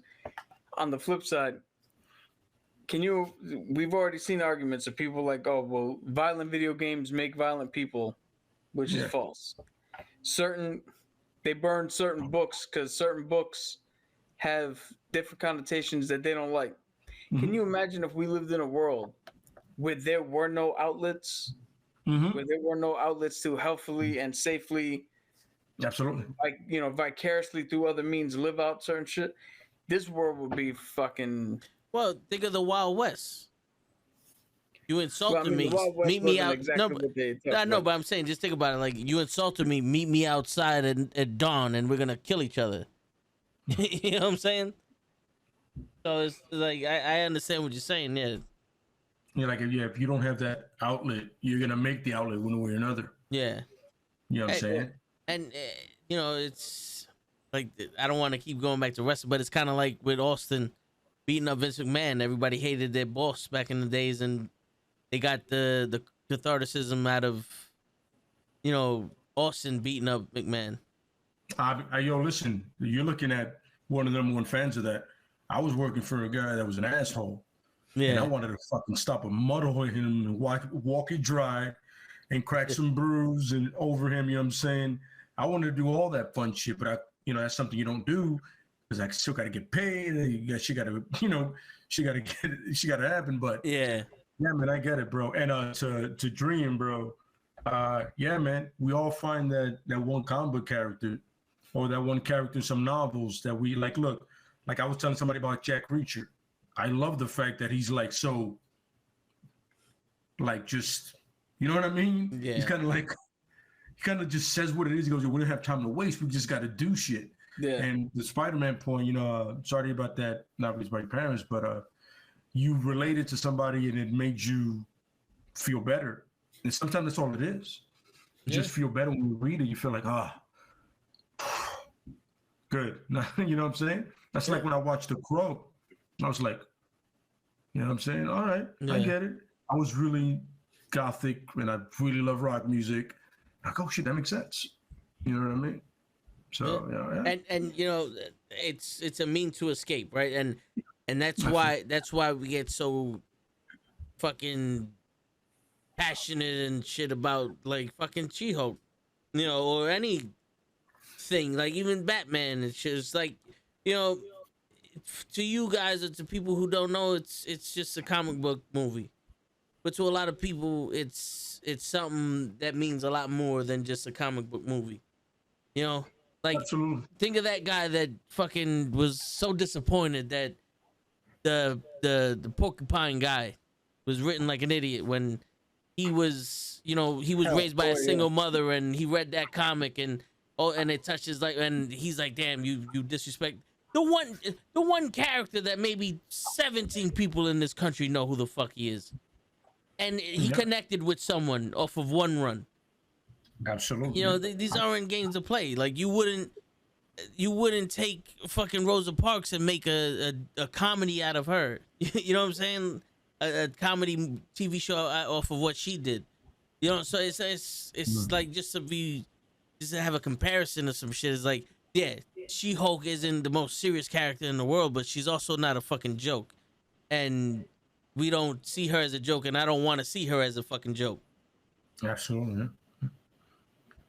A lot of times you see they say comic books are really simple, right? But some of the most complex characters you've ever seen in your entire life are comic book characters. Yeah. Some of the most conflicts they've had are very complex. And somebody will tell you, oh, well, you know, it's not Shakespeare. Not to you. I get it. Yeah. You like to get into that shit. That's cool. Yo, I don't judge you. But I'm just saying this is my Shakespeare. So you know what's funny? I'm saying, don't be that fucking person. You know what I'm saying? You know what's funny to comment on that? It's not Shakespeare. Shakespeare wrote about witches and fairies in a forest talking to somebody in a Midsummer's Night Dream. He wrote about somebody whose uncle fucking betrayed him, killed his father, sent him away, and this dude had to come back on a revenge tour. That's Hamlet. He wrote about star-crossed lovers from two different paths that's Romeo and Juliet. Like, every story has been told already. The only difference between Shakespeare and comics is you have to translate what the fuck Shakespeare said, because he wrote it in a weird iambic pentameter. Where in comics you could see it.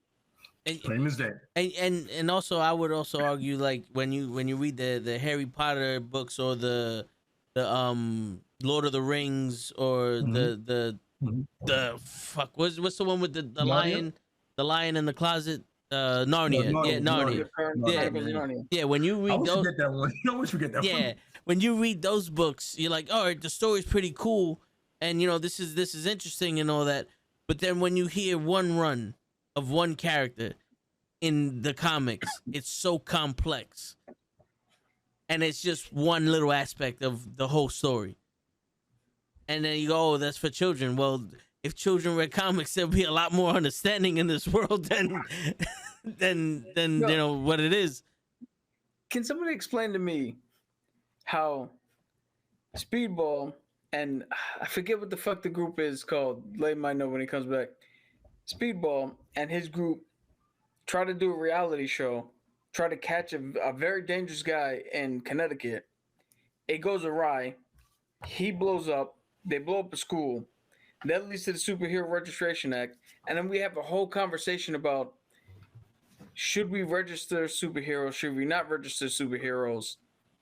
What are the implications of you having the ability to tell us who to save, who not to save, versus us doing what has to be done and what's right and saving people that are supposed to be? How is that for kids? I don't know. How is that a kid's Thanos? Snap. Half the motherfuckers are gone because he wanted to appease death. How is that for kids? Absolutely, yeah. Because Yes Men in general, you know, it's like that whole. It isn't a werewolf and a vampire that glitter fighting over a woman. I mean, it's not that. I understand that kids are gonna gravitate more towards because it's brightly colored, it's hand drawn, and all that shit. And there are comics for kids. I'm not saying that all of them are not. But the longer you read comics and the more you get into shit and the deeper you get into the story, it's the one thing that rewards you for sticking with it. You started as a kid, and Spider-Man's just a cool dude who shoots webs and wears blue and red and swings around the city. And by the time you're 30, his web catch killed Gwen Stacy. Him and MJ have to fucking make a deal with Mephisto. Like, a whole bunch of shit happened. Him actually telling the world who he was killed it in May. Yeah. You know? And there's consequences to actions and shit, you know? That's another thing is like, whatever you do in life, if you make a choice, there's going to be the other side of it, right? You're going to make a choice, right? You know what I'm saying? Yeah. So let's say Stark decided I'm going to share my tech with the world. And its people are dying everywhere. Well, you decided to sell your tech, didn't you? That's on you, son. Yeah. You sold to someone and they use it in a certain way, but they wouldn't have done that without your tech. Yeah. That's on you. And any kid reads that and goes, yo, so if I do something happens because of that. That's my fault. Yeah, it is. Absolutely. Make no mistake about it. You made a choice. Choices are made every day. Yep. I tell people that all the time, like, yo, bro, you make a choice, son. I got nothing. I ain't mad at you, bro. But you made a choice. At the end of the day, the choice was made. You know what I'm saying? You know what I'm saying? So I've read some mangas, you know, mostly like back in the days, Ninja Scroll and stuff like that. You know what I mean? Some Dragon Ball Z, but I usually just watch it more. You know, the one I really love, the manga that I love that's not big popular is 8 Man. I absolutely love 8 Man. It was so bloody and gory. I loved 8 Man, bro.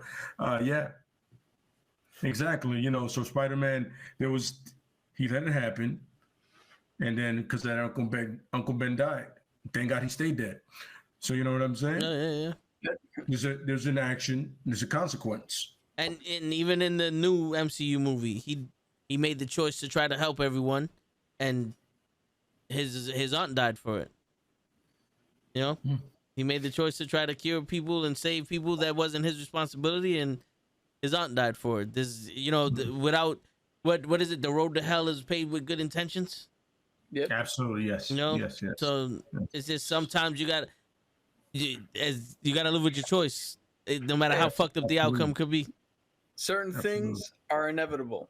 Yeah, absolutely, yes. Yeah, and you know, it's also another story, another lesson you can learn in the comics is like, listen, you made the choice to be a good man. Mm-hmm. Just because he didn't make the choice to be a good man with you and he killed your aunt doesn't give you the right to not be a good man anymore. Mm-hmm. Yeah. There's a ton of micro lessons to be learned. Absolutely. If you're paying attention to shit. Yeah, and to Joseph, you're absolutely right. So is it literally just escaped me. Oh, so is Ricky O and the Guyver. You know, the Guyver was I mean, if you know anything about Japanese stuff, the MacGyver is one of those. The MacGyver is actually the reason the MacGyver came out of the Ultraman because he literally looks exactly the same. Yeah. But he's just a lot bloodier. You know what I'm saying? He has elbow shanks.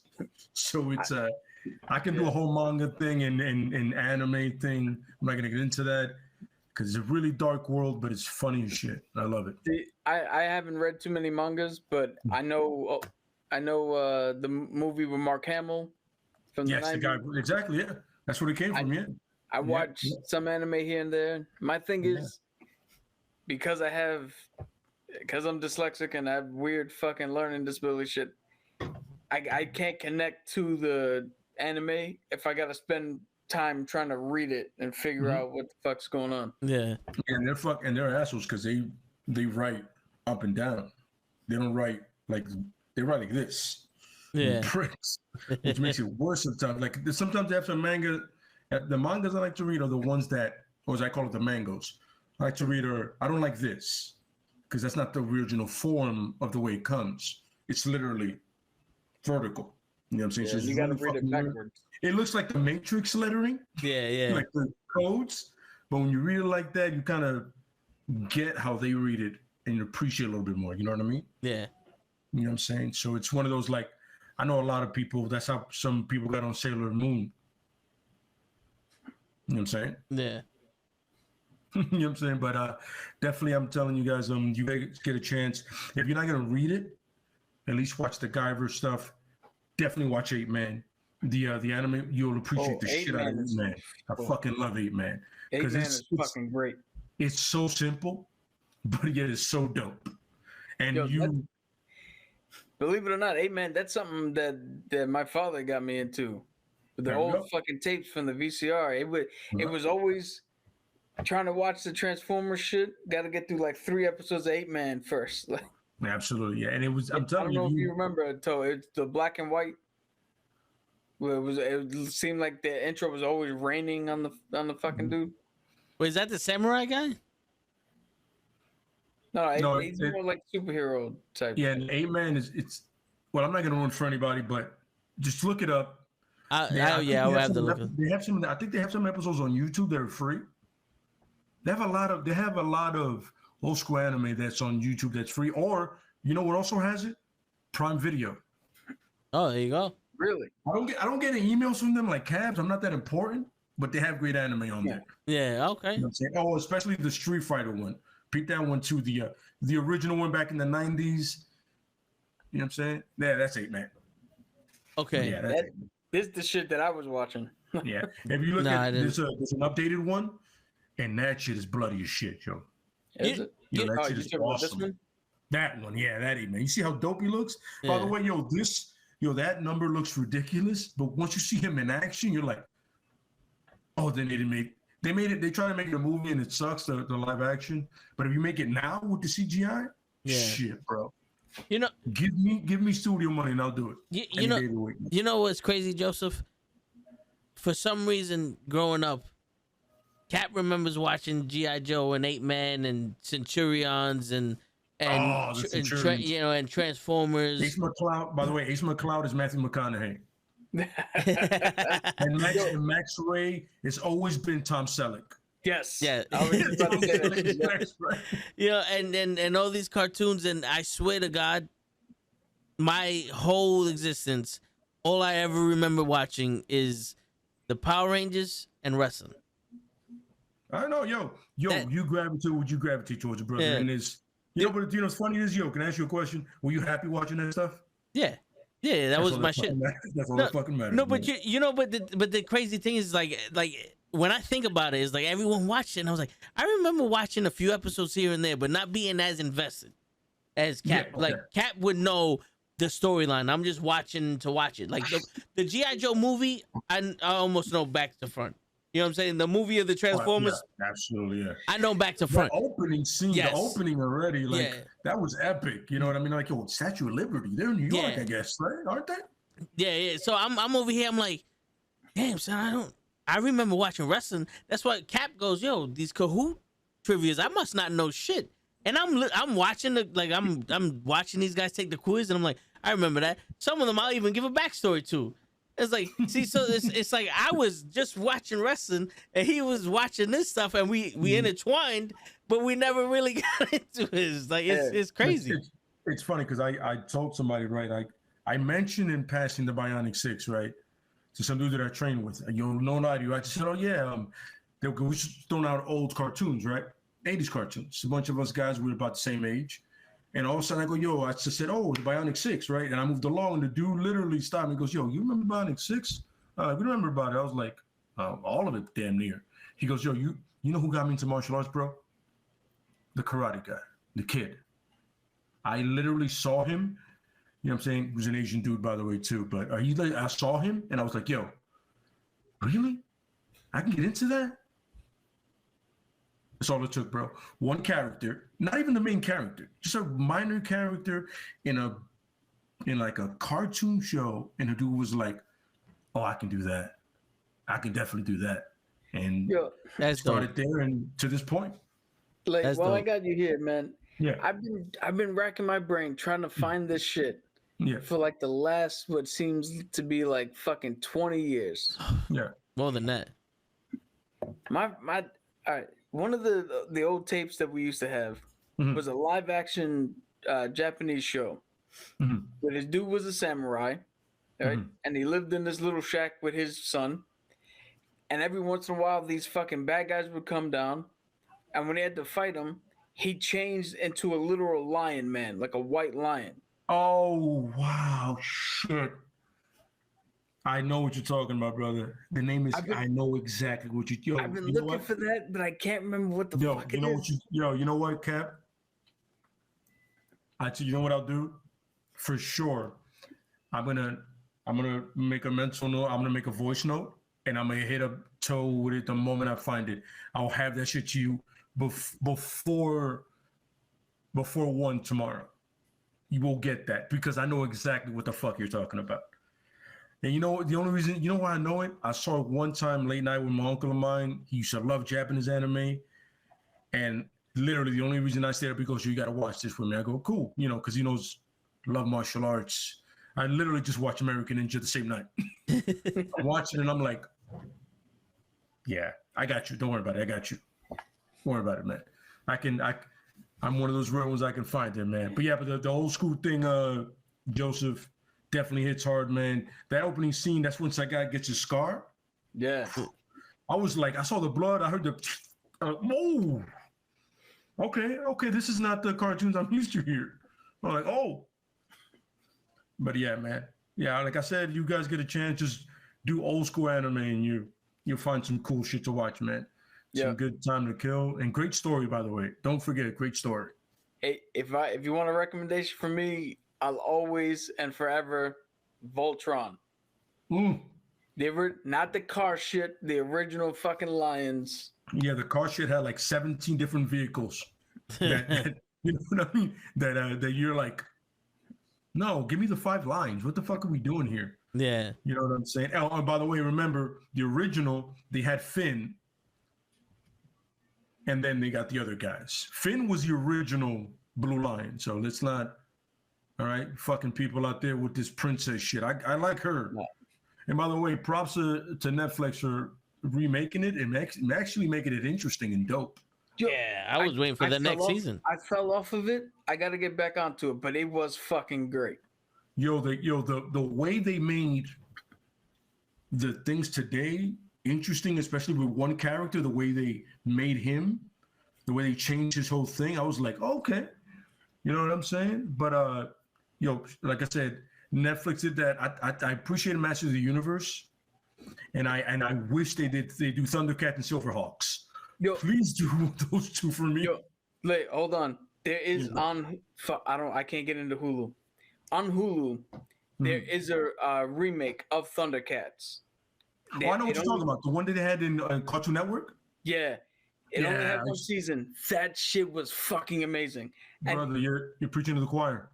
Dude, this is how dumb this fucking our system of capitalism is.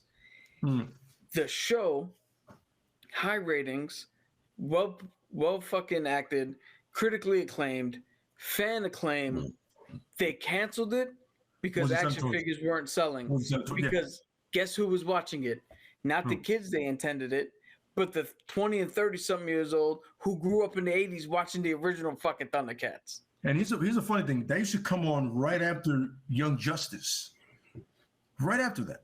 And like you know what I became a fan of was the G.I. Joe thing, Renegades, where they were practically the 18. Yes. Yeah. They were the 18. That shit was also fucking good. What the fuck, man? I literally got invested in it, and all of a sudden, like, oh, there's no more seasons. I go, but this is some of the most interesting shit you've had in a while, bro. That's dope. And there was a Duke that looked young, and I can still relate to. There's not Channing Tatum. I like that Duke. Yeah. Because he literally had that moral compass going on with him, you know what I'm saying? And Snake Eyes was money. With the bike that he stole from the Dreadnoks.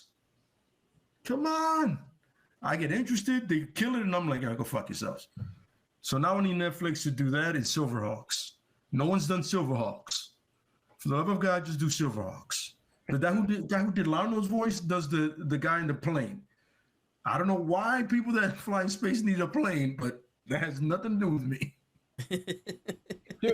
It's the same thing why Wonder Woman can fly and also has an invisible jet. I'm not going to get into that.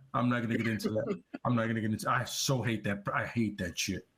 I'm like, wait, but she doesn't glide. She flies, right? Because you know how some people glide? Yeah. Now I want to go back and see if she's actually flying or is she just like on autopilot and just lying on the ground of her invisible flight. I remember I used to love back in the days where it was just like a white outline of the plane.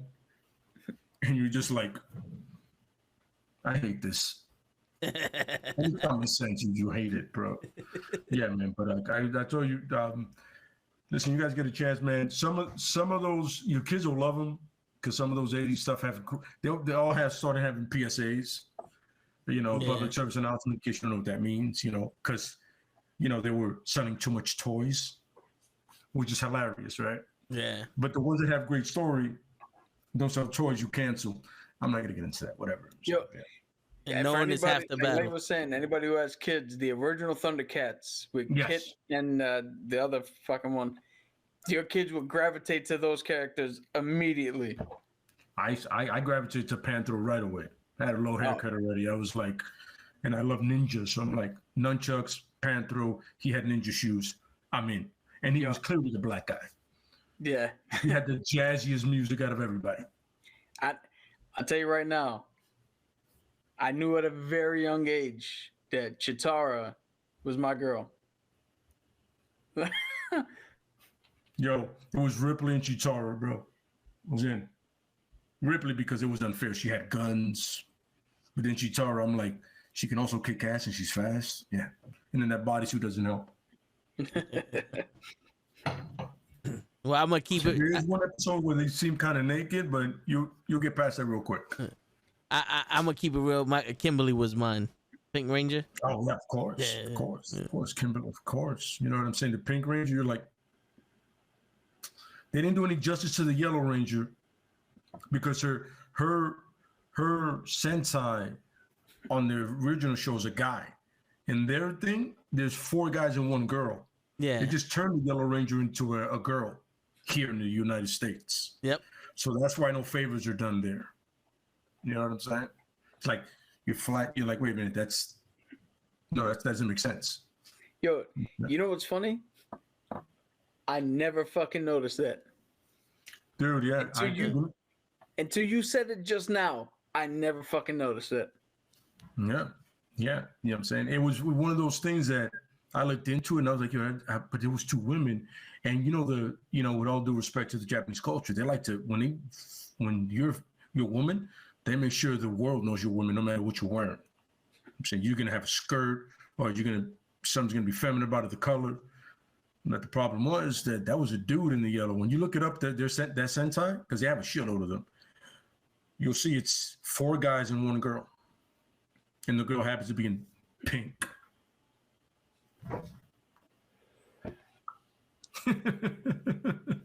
Yeah, man, I'm telling you, bro. It's some of those things you start realizing it in certain ways. You know what I mean? Yeah.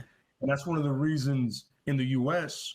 They got rid of Finn so quickly to make room for a woman Yo, who had a pink suit but was in a blue lion.